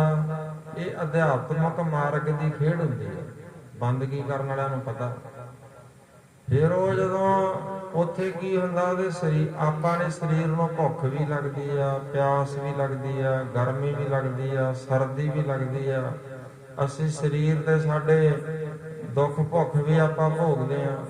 ਉਹ ਕਹਿੰਦੇ ਵੀ ਸਗਲ ਦੁੱਖ ਕੋ ਕਾਰਨ ਦੇ, ਗ੍ਰੰਥ ਵਿੱਚ ਲਿਖਿਆ ਇੱਕ ਦੇ ਵਿੱਚ, ਉਹ ਕਹਿੰਦੇ ਵੀ ਸਾਰੇ ਦੁੱਖਾਂ ਦੀ ਜੜ ਤਾਂ ਸਰੀਰ ਹੀ ਆ। ਜਦੋਂ ਸਰੀਰ ਨਾਲ ਜੁੜਿਆ ਤੇ ਸਾਨੂੰ ਦੁੱਖ ਵੀ, ਬੁਖਾਰ ਵੀ ਚੜੂਗਾ, ਸਿਰ ਵੀ ਦੁਖੂਗਾ, ਲਾਭ ਹਾਨੀ ਵੀ ਹੋਊਗੀ, ਮਿੱਤਰ ਦੁਸ਼ਮਣ ਨਹੀਂ ਬਣਨਗੇ, ਕਿਤੇ ਪਿਆਰ ਵੀ ਹੋਊਗਾ, ਕਿਤੇ ਨਫ਼ਰਤ ਵੀ ਹੋਊਗੀ, ਕਿਤੇ ਸਾਡੇ ਅੰਦਰ ਆਸਥਾ ਵੀ ਜਾਗੂਗੀ, ਕਿਤੇ ਅਸੀਂ ਨਾਸਤਕ ਵੀ ਹੋਵਾਂਗੇ। ਇਹ ਸਾਰਾ ਕੁਝ ਸਰੀਰ ਦੇ ਨਾਲ ਜੁੜੇ ਹੋਵਾਂਗੇ। ਇਹ ਤਾਂ ਸੁਭਾਵਕ ਹੈ, ਇਹ ਸਾਰੀਆਂ ਚੀਜ਼ਾਂ ਆਪਣੇ ਨਾਲ ਹੋਣੀਆਂ ਹੀ ਹੋਣੀਆਂ ਨੇ। ਤੁਹਾਡੇ 'ਚੋਂ ਕੌਣ ਕਹਿੰਦਾ ਵੀ ਮੈਨੂੰ ਹਾਨੀ ਹੋਵੇ, ਮੇਰਾ ਨਰਾਦਰ ਹੋਵੇ, मेरे शरीर का कुछ दुखे ना। सारी आपां चीज़ां भालदे आ, पर जिन्ना चिर शरीर नाल जुड़े आ सानू गर्मी भी लगूगी, भुख भी लगू, तेह भी लगूगी, दुश्मन भी होणगे, मित्र भी होणगे, लाभ हानि भी होगी। सारा कुछ ये होना ही होना, जिथे मर्जी भज लो, चाहे कनेडा जा वड़ो, चाहे अमरीका, चाहे इंडिया रह पो, सारा कुछ नाल जाऊगा शरीर। एक अवस्था ये बन जाती है, नाम जप जप के मन चढ़िया दसवें आकाश अंदर ही। उथे की वरतदा, कहते तिथे ਉਹ कहना भुख है, उथे ਉਹ कहते नींद नूं ना नींद आउंदी आ, ना भुख, ना त्रेह, ना दुश्मन, ना मित्र, ना लाभ, ना हानि, ना अपना, ना बेगाना। ਇਹ ਅਵਸਥਾ ਦਾ ਬ੍ਰਹਮ ਗਿਆਨੀ ਜੀ ਹੁੰਦੀ। ਬਾਬਾ ਆਨੰਦ ਸਿੰਘ ਜੀ ਵਰਗੇ, ਬਾਬਾ ਅਤਰ ਸਿੰਘ ਜੀ, ਬਾਬਾ ਜੀ ਰਾੜੇ ਵਾਲੇ ਮਹਾਂਪੁਰਖ, ਬਾਬਾ ਜਵਾਲਾ ਸਿੰਘ ਜੀ, ਇਸ ਤਰ੍ਹਾਂ ਦੇ ਜਿਹੜੇ ਮਹਾਂਪੁਰਖ ਸੀ, ਉਹਨਾਂ ਦੀ ਅਵਸਥਾ ਸੀ ਇਹ। ਉਹ ਵੀ ਇੱਕ ਸਾਧੂ ਜਿਹੜਾ ਤਪ ਕਰ ਕਰਕੇ, ਤਪੱਸਿਆ ਕਰ ਕਰਕੇ ਇਸ ਅਵਸਥਾ ਦੇ ਵਿੱਚ ਪਹੁੰਚਿਆ ਹੋਇਆ ਸੀ। ਉਹਨੇ ਆਪਦਾ ਮਨ ਜਿਹੜਾ ਸੀ ਨਾ ਸੁਰਤ ਦਸਵੇਂ ਆਕਾਸ਼ ਦੇ ਵਿੱਚ ਚੜਾ ਲਿਆ ਤੇ ਉੱਥੇ ਬੈਠਾ ਵਾ ਸਾਹਿਬ ਦੇ ਆਨੰਦ ਚ। ਉਹਨੂੰ ਕੋਈ ਪਤਾ ਨਹੀਂ ਵੀ ਮੇਰੇ ਕੋਲੇ ਦੀ ਕੌਣ ਚੋਰ ਆ ਗਿਆ, ਕਿਉਂ ਇਸ ਅਵਸਥਾ 'ਚ ਕੀ ਹੁੰਦਾ, ਨਾ ਚੋਰ ਆ, ਨਾ ਸਾਧ ਆ, ਨਾ ਚੰਗਾ ਨਾ ਮਾੜਾ। ਇਹ ਤਾਂ ਉਸ ਤਰ੍ਹਾਂ ਦਾ ਬੰਦਾ ਬਣ ਜਾਂਦਾ। ਉਹ ਪੰਜੇ ਚੋਰ ਆਏ ਤੇ ਉਹਨਾਂ ਨੇ ਦੇਖਿਆ ਵੀ ਇੱਕ ਸੰਤ ਬੈਠਾ ਉੱਤੇ ਐ ਮੌਜ ਨਾਲ ਉਹਦੇ ਆਨੰਦ 'ਚ ਬੈਠਾ ਲਗਨ, ਤੇ ਉਹਨਾਂ ਨੇ ਨਾ ਖੜ ਕੇ ਅਰਦਾਸ ਕੀਤੀ, ਮੱਥਾ ਟੇਕਿਆ, ਸੰਤਾਂ ਦਾ ਸਤਿਕਾਰ ਕੀਤਾ। ਕਹਿੰਦੇ ਰੱਬ ਦੇ ਪਿਆਰਿਆ ਫਕਰਾ, ਕਹਿੰਦੇ ਅਸੀਂ ਚੱਲੇ ਆ ਬਹੁਤ ਵੱਡੀ ਚੋਰੀ ਕਰਨ, ਜੇ ਕਿਤੇ ਕਹਿੰਦੇ ਸਾਡਾ ਦਾਅ ਲੱਗ ਗਿਆ, ਸਾਡੇ ਤੇ ਮਿਹਰ ਰੱਖੀ, ਨਿਗਾਹ ਰੱਖੀ, ਤੇ ਅਸੀਂ ਇੱਥੇ ਤੇਰੇ ਦਰ ਤੇ ਚੜਾਵਾ ਚੜਾ ਕੇ ਜਾਵਾਂਗੇ। ਸੁਖਣਾ ਸੁਖ ਲਈ ਉਹਨਾਂ ਨੇ। ਨਾ ਵੇਖੋ, ਨਾ ਸਾਧੂ ਨੇ ਸੁਣਿਆ, ਨਾ ਉਹਨਾਂ ਨੇ ਦੇਖਿਆ, ਉਹ ਤਾਂ ਹੁਣ ਹੋਰ ਅਵਸਥਾ 'ਚ ਬੈਠੇ ਸੀ। ਚੋਰਾਂ ਨੇ ਸੁੱਖ ਸੁੱਖ ਲਈ। ਉਹ ਕੀ ਹੋਇਆ ਵੀ ਚੋਰ ਅੱਗੇ ਚਲੇ ਗਏ, ਅੱਗੇ ਲੰਘੇ ਸੁੱਖ ਸੁੱਖ ਕੇ। ਥੋੜੇ ਚਿਰ ਬਾਅਦ ਸੰਤਾਂ ਨੇ ਆਪਦੀ ਜਿਹੜੀ ਸੁਰਤ ਸੀਗੀ ਹੌਲੀ ਹੌਲੀ ਥੱਲੇ ਉਤਾਰੀ, ਆਪਦੀ ਕਿਰਿਆ ਮੁਤਾਬਕ ਥੱਲੇ ਆਏ ਇਸ ਲੋਕ ਦੇ ਵਿੱਚ। ਉਹਨਾਂ ਨੇ ਕੀ ਦੇਖਿਆ ਕਿ ਗਾਈਆਂ ਭੱਜੀਆਂ ਜਾ ਰਹੀਆਂ ਨੇ, 5 7 10 ਗਾਈਆਂ ਸੀ, ਉਹ ਭੱਜੀਆਂ ਜਾ ਰਹੀਆਂ ਸੀ। ਉਹਨਾਂ ਦੇ ਅੱਗੇ ਦੀ ਲੰਘ ਗਈਆਂ, ਉਹਨਾਂ ਨੇ ਦੇਖ ਲਈਆਂ। ਥੋੜੇ ਚਿਰ ਬਾਅਦ ਉਹਨਾਂ ਦੇ ਮਗਰ ਬੰਦੇ ਆ ਗਏ ਗਾਵਾਂ ਦੇ, ਕਿਸੇ ਦੇ ਹੱਥ 'ਚ ਸੋਟੀ ਫੜੀ, ਕਿਸੇ ਦੇ ਟਕੂਆ ਫੜਿਆ, ਕਿਸੇ ਦੇ ਕੁਛ ਫੜਿਆ। ਤੇ ਉਹਨਾਂ ਨੇ ਸੁਭਾਵ ਕੀ ਕਹਿਤਾ, ਕਹਿੰਦੇ ਸੰਤ ਜੀ ਇੱਧਰ ਨੂੰ ਗਾਈਆਂ ਤਾਂ ਨਹੀਂ ਗਈਆਂ, ਗਾਈਆਂ। ਤੇ ਉਹ ਸੰਤ ਬੋਲੇ ਦਾ ਕੁਛ ਨਹੀਂ। ਉਹਨਾਂ ਨੇ ਨਾ ਹੱਥ ਦਾ ਸੱਜੇ ਦਾ ਇਸ਼ਾਰਾ ਕਰਤਾ। ਉਹਨਾਂ ਨੇ ਉਹ ਸੋਚਿਆ ਵੀ ਇਹਨਾਂ ਦੀਆਂ ਗਾਈਆਂ ਮੱਝਾਂ ਘਰੋਂ ਛੁੱਟ ਕੇ ਆ ਗਈਆਂ ਹੋਣੀਆਂ, ਇਹ ਵਿਚਾਰੇ ਭਾਲਦੇ ਫਿਰਦੇ ਆ ਜੰਗਲ 'ਚ। ਉਹਨਾਂ ਨੇ ਸੁਭਾਵ ਕੀ ਆਪਦੇ ਸੁਭਾਅ ਮੁਤਾਬਕ ਹੱਥ ਦਾ ਇਸ਼ਾਰਾ ਹੀ ਕਰਤਾ। ਤੇ ਉਹ ਜੀ ਕੀ ਹੋਇਆ, ਉਹਨਾਂ ਨੇ ਆਪਦਾ ਫੇਰ ਮਹਾਰਾਜ ਦਾ ਨਾਮ ਲੈ ਕੇ ਫੇਰ ਜੁੜ ਗਏ ਰੱਬ ਨਾਲ, ਫੇਰ ਪਹੁੰਚ ਗਏ ਆਪਦੇ ਮੰਡਲ 'ਚ, ਉੱਥੇ ਬ੍ਰਹਮੰਡ 'ਚ ਚਲੇ ਗਏ। ਜਿਹੜੀ ਸੁਰਤ ਸੀਗੀ ਉਹ ਧਰਮਖੰਡ 'ਚ ਜਾ ਕੇ ਸੱਚਖੰਡ 'ਚ ਫੇਰ ਪ੍ਰਵੇਸ਼ ਕਰ ਲਈ ਉਹਨਾਂ ਨੇ। ਸੁਰਤੀ ਇਸ ਮੰਡਲ 'ਚ ਪਹੁੰਚ ਗਏ। ਉਧਰੋਂ ਜਿਹੜੇ ਚੋਰ ਸੀਗੇ ਉਹਨਾਂ ਨੇ ਰਾਜੇ ਦੀ ਚੋਰੀ ਕਰ ਲਈ ਜਾ ਕੇ। ਜਦੋਂ ਚੋਰੀ ਕੀਤੀ, ਚੰਗਾ ਮਾਲ ਹੱਥ ਲੱਗਿਆ, ਬੜੇ ਖੁਸ਼, ਬੜਾ ਚਾਅ ਚੜਿਆ ਉਹਨਾਂ ਨੂੰ। ਤੇ ਉੱਥੋਂ ਦੀ ਜਦੋਂ ਲੰਘਣ ਲੱਗੇ ਨਾ ਜੰਗਲ ਵਿੱਚ ਦੀ, ਜਿੱਥੇ ਸੁੱਖ ਸੁੱਖ ਕੇ ਗਏ ਸੀ, ਜਿਹੜਾ ਉਹਨਾਂ ਦਾ ਮੁਖੀਆ ਸੀ, ਕਹਿੰਦੇ ਆ ਉਹ ਸਾਧੂ ਆ, ਕਹਿੰਦੇ ਬੜਾ ਪੂਰਾ, ਇਹਦੀ ਕਿਰਪਾ ਹੀ ਹੋਈ ਆ। ਕਹਿੰਦੇ ਵੇਖੋ ਕਿੰਨਾ ਮਾਲ ਹੱਥ ਲੱਗਿਆ, ਜ਼ਿੰਦਗੀ 'ਚ ਬੜੀਆਂ ਚੋਰੀਆਂ ਕੀਤੀਆਂ, ਪਰ ਕਹਿੰਦੇ ਵੀ ਇੰਨਾ ਮਾਲ ਕਦੇ ਹੱਥ ਨਹੀਂ ਲੱਗਿਆ। ਕਹਿੰਦੇ ਸਾਧੂ ਦੀ ਕਿਰਪਾ ਹੋਈ ਆ। ਉਹਨਾਂ ਨੇ ਨਾ ਕਹਿੰਦੇ ਉਹਨੂੰ ਭੇਟਾ ਚੜਾ ਕੇ ਜਾਈਏ, ਆਪਾਂ ਸ਼ੁਕਰਾਨਾ ਕਰੀਏ। ਇੱਕ 9 ਲੱਖਾ ਹਾਰ ਸੀ ਰਾਣੀ ਦਾ, ਬੜਾ ਕੀਮਤੀ। ਕਹਿੰਦੇ ਮਾਲ ਬਹੁਤ ਆ, ਕੋਈ ਫਰਕ ਨਹੀਂ ਪੈਂਦਾ। ਕਹਿੰਦੇ ਨਾ ਚੋਰਾਂ ਦਾ ਮਾਲ ਡਾਂਗਾਂ ਦੇ ਗਾਜ, ਫੇਰ ਨਹੀਂ ਬੰਦਾ ਫਿਕਰ ਕਰਦਾ। ਜੇ ਕਮਾ ਕੇ ਲਾਉਣਾ ਪਵੇ ਫਿਰ ਰੁਪਈਆ ਕੱਢਣ ਲੱਗਾ ਸੋਚਦਾ। ਚੋਰੀ ਦਾ ਮਾਲ ਤਾਂ ਐਵੇਂ ਹੁੰਦਾ। ਉਹਨਾਂ ਨੇ ਇੱਕ ਕੀਮਤੀ ਹਾਰ ਉਹ ਸੰਤਾਂ ਦੇ ਗਲ 'ਚ ਪਾ ਦਿੱਤਾ। ਹੁਣ ਦੇਖੋ, ਜਿਹੜੇ ਸੰਤਾਂ ਨੂੰ ਕੋਈ ਪਤਾ ਨਹੀਂ ਵੀ ਇਹ ਸੁੱਖ ਕਦੋਂ ਸੁੱਖ ਗਏ, ਇਹ ਇਹਨਾਂ ਨੇ ਹਾਰ ਮੇਰੇ ਗਲ 'ਚ ਪਾਤਾ। ਉਧਰੋਂ ਕੀ ਹੋਇਆ ਵੀ ਉਹਦਾ ਚਲੇ ਗਏ। ਇੱਧਰ ਜਿਹੜੇ ਗਾਈਆਂ ਦੇ ਮਗਰ ਗਏ ਸੀਗੇ ਉਹ ਵੀ ਪਿੱਛੇ ਗਾਈਆਂ ਦੇ, ਤੇ ਉਧਰ ਰਾਜ ਦਰਬਾਰ 'ਚ ਰੌਲਾ ਪੈ ਗਿਆ। ਕਹਿੰਦੇ ਰਾਤ ਬਹੁਤ ਵੱਡੀ ਚੋਰੀ ਹੋ ਗਈ ਰਾਜ ਦਰਬਾਰ 'ਚ, ਹਾਹਾਕਾਰ ਮਚ ਗਈ। ਤੇ ਜਿਉਂ ਭਾਲ ਕੀਤੀ ਰਾਜਾ ਰਾਣੀ ਟੱਪੇ ਵੀ ਮੇਰਾ ਹਾਰ ਚਲਿਆ ਗਿਆ, ਉਹਦਾ ਉਹ ਚਲਿਆ ਗਿਆ, ਦਾ ਆਹ ਚਲਿਆ ਗਿਆ, ਸੋਨਾ ਬੜਾ ਚਲਿਆ ਗਿਆ, ਪੈਸਾ ਬੜਾ ਕੋਈ ਚੱਕ ਕੇ ਲੈ ਗਿਆ। ਹੁਣ ਆਪਣੇ ਦੇਖ ਲਓ ਵੀ ਘਰ ਦੇ ਵਿੱਚੋਂ ਕੋਈ ਚੀਜ਼ ਗਵਾਚ ਜੇ, ਕੋਈ ਗਹਿਣਾ ਗਵਾਚ ਜੇ, ਆਪਾਂ ਭੁੱਖ ਤੇ ਸਾਰਾ ਕੁਝ ਭੁੱਲ ਜਾਂਦੇ ਆ, ਬੇਚੈਨ ਦੁਖੀ ਹੁੰਦੇ ਜਿੰਨਾ ਚਿਰ ਉਹ ਲੱਭੇ ਨਾ। ਉਧਰ ਵੀ ਰਾਜੇ ਦੇ ਮਹਿਲਾਂ 'ਚ ਹਾਹਾਕਾਰ ਮਚ ਗਈ। ਤੇ ਜਿਉਂ ਨੇ ਰਾਜੇ ਨੇ ਹੁਕਮ ਕੀਤਾ ਵੀ ਸਾਰੇ ਇਲਾਕੇ ਦੇ ਚੋਰ ਪਕੜੋ, ਲੱਭੋ, ਛੇਤੀ ਮਾਲ ਬਰਾਮਦ ਕਰੋ। ਹੁਣ ਜਿਹੜੇ ਜਿੰਨੇ ਵੀ ਚੋਰ ਸੀ ਤੁਹਾਨੂੰ ਪਤਾ ਹੀ ਆ, ਤੇ ਇਹ ਪਤਾ ਹੀ ਹੁੰਦਾ ਸਾਰਾ ਕੁਝ ਪੁਲਿਸ ਵਾਲਿਆਂ ਨੂੰ ਵੀ ਕਿੱਥੇ ਕੋਈ ਚੋਰ ਬੈਠਾ, ਕਿੱਥੇ ਬਲੈਕੀਆ ਬੈਠਾ, ਕਿੱਥੇ ਸਾਧ ਬੈਠਾ। ਕਹਿਣਾ ਜਾਂ ਨਾ ਕਹਿਣਾ ਉਹਨਾਂ ਦੀ ਮਜਬੂਰੀ ਹੁੰਦੀ ਆ। ਉਹਨਾਂ ਨੇ ਸਾਰੇ ਚੋਰ ਚੁੱਕ ਲਏ, ਕੁੱਟਮਾਰ ਪੈਣੀ ਸ਼ੁਰੂ ਹੋ ਗਈ। ਦੱਸੋ ਤੁਸੀਂ ਚੋਰੀ ਕੀਤੀ, ਤੁਸੀਂ ਕੀਤੀ? ਉਹਨਾਂ 'ਚੋਂ ਕੋਈ ਨਾ ਲੱਭਿਆ, ਬੜੇ ਦੁਖੀ। ਉਧਰੋਂ ਕੁਝ ਟੋਲੀ ਜੰਗਲਾਂ ਵੱਲ ਚਲੀ ਗਈ ਲੱਭਣ ਵਾਸਤੇ ਚੋਰਾਂ ਨੂੰ, ਵੀ ਕਿਤੇ ਜੰਗਲ 'ਚ ਨਾ ਵੜ ਗਏ ਹੋਣ। ਜਦੋਂ ਭਾਲਦਿਆਂ ਨੇ ਕੀ ਦੇਖਿਆ, ਉਹ ਰਾਣੀ ਦਾ ਹਾਰ ਸੀ ਨਾ ਜਿਹੜਾ, ਉਹ ਸੰਤ ਜਿਹੜੇ ਤਪਸਵੀ ਮਹਾਂਪੁਰਖ ਸੀਗੇ ਉਹਨਾਂ ਦੇ ਗਲ 'ਚ ਪਿਆ। ਉਹ ਕਹਿੰਦੇ ਆਜੋ ਆਜੋ ਆਜੋ, ਲੱਭ ਗਿਆ ਚੋਰ, ਲੱਭ ਗਿਆ ਚੋਰ। ਸਿਪਾਹੀ ਨੇ ਆਵਾਜ਼ ਦਿੱਤੀ, ਐ ਲੱਭਦੇ ਫਿਰਦੇ ਸੀ ਅੱਡ ਅੱਡ। ਕਹਿੰਦੇ ਆਜੋ ਆਜੋ, ਕਹਿੰਦੇ ਵੇਖ ਪਖੰਡੀ ਹੈ ਚੋਰ ਤੇ ਸਾਧੂ ਦਾ ਬਾਣਾ ਪਾਈ ਬੈਠਾ, ਆਖੋ ਸਤਨਾਮ। ਕਹਿੰਦੇ ਆਜੋ, ਲੱਭ ਗਿਆ। ਸਾਰੇ ਇਕੱਠੇ ਹੋ ਗਏ ਤੇ ਮਾਰੇ ਗਏ ਉਹਦੇ ਹੁੱਜਾਂ। ਉੱਠ ਕਹਿੰਦੇ ਪਖੰਡ ਕਰਦਾ। ਉਹਦੀ ਸੁਰਤ ਰਹੀ ਥੱਲੇ, ਜਦੋਂ ਉਹਨੂੰ ਹਿਲਾਇਆ ਹੋਇਆ, ਕਹਿੰਦੇ ਦੇਖੋ ਕਿੰਨਾ ਕੀੜਾ ਇਹ, ਵੀ ਹਿਲਦਾ ਹੀ ਨਹੀਂ, ਕਿੰਨਾ ਇਹਨੂੰ ਮਾਰੀ ਜਾਂਦੇ, ਗਾਲਾਂ ਕੱਢੀ ਜਾਂਦੇ। ਹੁਣ ਉਹਨਾਂ ਨੂੰ ਕੀ ਪਤਾ ਵੀ ਇਹਦੇ ਸੁਰਤ 10ਵੇਂ ਦਵਾਰ ਤੇ ਸਾਧੂ ਪੱਕਾ ਹੀ ਆ। ਤੇ ਉਹਨਾਂ ਨੇ ਜੀ ਮਾਰ ਮਾਰ ਕੇ ਹੁੱਜਾਂ ਗਾਲਾਂ ਗੂਲਾਂ ਕੱਢਣ ਲੱਗ ਗਏ, ਪਮਾਨ ਭਰੇ ਸ਼ਬਦ ਬੋਲੇ ਤੇ ਲੈ ਗਏ ਚੁੱਕ ਕੇ। ਕਹਿੰਦੇ ਉਹ ਕਹਿੰਦਾ ਮੈਂ ਚੋਰੀ ਨਹੀਂ ਕੀਤੀ, ਮੈਨੂੰ ਤਾਂ ਪਤਾ ਹੀ ਨਹੀਂ ਵੀ ਇਹ ਹਾਰ ਹੁੰਦਾ ਕੀ ਆ, ਸੋਨਾ ਕੀ ਹੁੰਦਾ, ਚਾਂਦੀ ਕੀ ਹੁੰਦੀ, ਮਾਇਆ ਕੀ ਹੁੰਦੀ, ਮੈਂ ਤਾਂ ਦੇਖਿਆ ਹੀ ਕੁਛ ਨਹੀਂ। ਮੈਂ ਤਾਂ ਬਚਪਨ ਤੋਂ ਲੈ ਕੇ ਤਪ ਕਰਦਾ ਇੱਥੇ। ਕਹਿੰਦੇ ਕਰਦਾ ਤਪ ਤੂੰ, ਗਲ 'ਚ ਮੌਜਨਾ ਪਾਈ ਬੈਠਾ ਚੌੜਾ ਹੋਇਆ, ਤੇ ਹਜੇ ਕਹਿੰਦਾ ਮੈਂ ਦੇਖਿਆ ਹੀ ਨਹੀਂ। ਸਾਨੂੰ ਪਾਗਲ ਬਣਾਉਣਾ।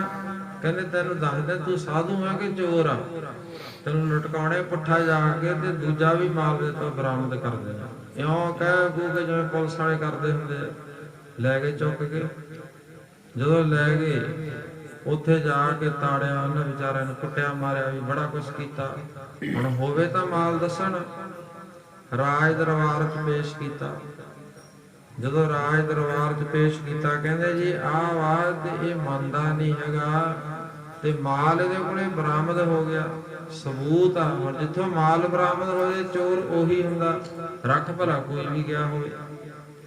ਤੇ ਰਾਜੇ ਨੇ ਫਤਵਾ ਲਾਤਾ, ਕਹਿੰਦੇ ਜਿਹੜੇ ਹੱਥਾਂ ਦੇ ਨਾਲ ਚੋਰੀ ਕੀਤੀ ਆ, ਕਹਿੰਦੇ ਆਉਂ ਕਰੋ, ਇਹਦਾ ਹੱਥ ਕੱਟ ਦਿਓ। ਹੱਥ ਕੱਟੋ, ਕਹਿੰਦੇ ਫਲਾਣੇ ਦਿਨ ਇਹਨੂੰ ਸਭਾ 'ਚ ਖੜਾ ਲਿਓ। ਅੱਗੇ ਇਹੋ ਜਿਹੇ ਫਤਵੇ ਲਾਉਂਦੇ ਹੁੰਦੇ ਸੀ ਮੁਸਲਮਾਨ ਰਾਜੇ, ਇਹਦਾ ਹੱਥ ਕੱਟ ਦਿਓ, ਕਹਿੰਦੇ ਸਭਾ ਦੇ ਉੱਥੇ ਇਕੱਠੇ ਚੌਂਕ 'ਚ ਖੜਾ ਕੇ। ਹੁਣ ਜਿਹੜਾ ਉਹ ਦਿਨ ਆਇਆ, ਸਾਧੂ ਸੋਚਦਾ ਵੀ ਮੈਂ ਕਿਸੇ ਨਾਲ ਦੁਸ਼ਮਣੀ ਨਹੀਂ ਕੀਤੀ, ਕਿਸੇ ਨਾਲ ਮਿੱਤਰਤਾ ਨਹੀਂ ਕੀਤੀ, ਕਿਸੇ ਤੋਂ ਮੰਗਿਆ ਕੁਛ ਨਹੀਂ, ਬੰਦਗੀ ਕਰਦਾ ਰਿਹਾ, ਸਿਮਰਨ ਕਰਦਾ ਰਿਹਾ, ਸੰਸਾਰ ਵੀ ਛੱਡਿਆ। ਤੇ ਆ ਕੀ ਵੀ ਕਮਾਲ ਦੀ ਗੱਲ ਆ। ਆਪਾਂ ਵੀ ਸੋਚਦੇ ਹੀ ਆ ਇਹ ਗੱਲ ਵੀ ਵੀ ਆਪਾਂ ਕਿਸੇ ਦਾ ਦਿਲ ਨਹੀਂ ਦੁਖਾਇਆ, ਕਿਸੇ ਦੀ ਚੋਰੀ ਨਹੀਂ ਕੀਤੀ, ਠੱਗੀ ਨਹੀਂ ਕੀਤੀ, ਕਿਸੇ ਦਾ ਵਿਸ਼ਵਾਸਘਾਤ ਨਹੀਂ ਕੀਤਾ, ਮਾੜਾ ਕੰਮ ਨਹੀਂ ਕੀਤਾ। ਵੀ ਮਹਾਰਾਜ ਮੈਨੂੰ ਆਹ ਬਿਮਾਰੀ ਕਿਉਂ ਲਾਤੀ, ਜਾਂ ਮੈਨੂੰ ਤੂੰ ਇੰਨਾ ਦੁਖੀ ਕਿਉਂ ਕੀਤਾ। ਆਪਣੇ ਅੰਦਰੋਂ ਵੀ ਇਹ ਆਵਾਜ਼ਾਂ ਨਿਕਲਦੀਆਂ ਜਿਹੜੇ ਚੰਗੇ ਬੰਦੇ ਆ, ਵੀ ਮੈਂ ਤਾਂ ਤੇਰਾ ਪਾਠ ਕਰਦਾ, ਮੈਨੂੰ ਦੁੱਖ ਕਿਉਂ ਲਾਏ, ਘਰ 'ਚ ਗਰੀਬੀ ਬੜੀ ਆ। ਇਹ ਸਾਧੂ ਦੇ ਅੰਦਰ ਵੀ ਇਹ ਗੱਲਾਂ ਚੱਲ ਪਈਆਂ। ਸੋਚੀ ਜਾਂਦਾ ਮਹਾਰਾਜ ਅੱਜ ਤੱਕ ਕਿਸੇ ਨੂੰ ਮਾੜਾ ਬਚਨ ਨਹੀਂ ਕੀਤਾ, ਇਹ ਰਸਨਾ ਨੇ ਤੇਰੇ ਨਾਮ ਤੋਂ ਬਿਨਾ ਕਿਸੇ ਦਾ ਨਾਮ ਨਹੀਂ ਲਿਆ, ਤਪੱਸਵੀ ਬੰਦਗੀ ਕਰਦਾ ਰਿਹਾ, ਭੁੱਖਾ ਧਿਆਇਆ ਰਿਹਾ, ਤੇ ਆ ਕੀ ਵੀ ਮੈਨੂੰ ਚੋਰ ਬਣਾਤਾ ਤੇ ਹੱਥ ਕੱਟਣ ਦੀ ਸਜ਼ਾ ਦੇ ਦਿੱਤੀ। ਮੈਂ ਕੀ ਇਹੋ ਜਿਹਾ ਕੀਤਾ। ਹੁਣ ਜਦੋਂ ਦਿਨ ਆਇਆ ਨਾ, ਉਹ ਇਹ ਸੋਚਾਂ ਸੋਚਦਿਆਂ ਦਿਨ ਤਾਂ ਆਉਣਾ ਹੀ ਸੀਗਾ। ਸਭਾ ਚ ਖੜਾ ਰਿਹਾ ਉੱਥੇ ਚੌਂਕ ਚ, ਜਲਾਦ ਹੱਥ ਕੱਟਣ ਲੱਗੇ। ਕਹਿੰਦੇ ਦੱਸ ਹੁਣ ਤੇਰੀ ਕੋਈ ਹੋਰ ਇੱਛਾ।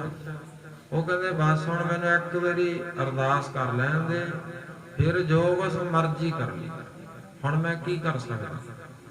ਫਿਰ ਕਹਿੰਦੇ ਉਹਨੇ ਰੱਬ ਨੂੰ ਉਲਾਂਭਾ ਦਿੱਤਾ, ਆਵਾਜ਼ ਮਾਰੀ ਭਗਵਾਨ ਨੂੰ, ਕਹਿੰਦੇ ਭਗਵਾਨ ਹੁਣ ਮੇਰੀ ਗੱਲ ਸੁਣ ਲਾ, ਦੇ ਕੰਨ ਸੁਣੋ ਅਰਦਾਸ ਜੀਓ। ਰੱਬ ਦੇ ਭਗਤੋਂ ਕਹਿੰਦੇ ਰੱਬ ਨੂੰ ਵੀ ਮਹਾਰਾਜ ਕੰਨ ਲਾ ਕੇ ਮੇਰੀ ਗੱਲ ਸੁਣ ਲਓ। ਉਹ ਕਹਿੰਦੇ ਸੁਣਾ। ਕਹਿੰਦੇ ਮਹਾਰਾਜ ਵੀ ਮੈਂ ਤੁਹਾਨੂੰ ਪਤਾ ਹੀ ਆ ਵੀ ਮੈਂ ਕਿਸੇ ਨੂੰ ਦੁੱਖ ਨਹੀਂ ਦਿੱਤਾ, ਕਿਸੇ ਨਾਲ ਠੱਗੀ ਧੋਖਾ ਬੇਈਮਾਨੀ ਨਹੀਂ ਕੀਤੀ। ਆਹ ਰਸਨਾ ਤਾਂ ਕਿਸੇ ਦਾ ਨਾਮ ਤੱਕ ਨਹੀਂ ਜਾਣਦੀ, ਤੇ ਸੰਸਾਰ ਦੇ ਨਾਲ ਮੈਂ ਜੁੜਿਆ ਨਹੀਂ, ਤੇਰੇ ਨਾਲ ਹੀ ਜੁੜਿਆ ਸੀ, ਤੇਰਾ ਹੀ ਨਾਮ ਜਪਦਾ ਸੀ, ਫਿਰ ਆ ਮੇਰੇ ਹੱਥ ਕਿਉਂ ਕੱਟਣ ਲੱਗੇ। ਕਹਿੰਦੇ ਆਵਾਜ਼ ਆਈ, ਆਕਾਸ਼ਬਾਣੀ ਹੋਈ, ਕਹਿੰਦੇ ਤੂੰ ਕੋਈ ਨਾ ਕੋਈ ਗੁਨਾਹ ਕੀਤਾ, ਚੇਤਾ ਕਰ। ਉਹ ਕਹਿੰਦਾ ਜੀ ਮੈਂ ਤਾਂ ਕੋਈ ਗੁਨਾਹ ਨਹੀਂ ਕੀਤਾ, ਮੈਨੂੰ ਯਾਦ ਆ, ਸਭ ਕੁਝ ਯਾਦ ਆ। ਕਹਿੰਦੇ ਇਹ ਹੱਥਾਂ ਨੇ ਇਸ਼ਾਰਾ ਕੀਤਾ ਤੇ ਕਹਿੰਦੇ ਗਊ ਹੱਤਿਆ ਹੋਈ ਹੈ, ਗਊ ਹੱਤਿਆ। ਉਹ ਕਹਿੰਦੇ ਗਊ ਹੱਤਿਆ ਜੀ, ਕਹਿੰਦੇ ਯਾਦ ਕਰ।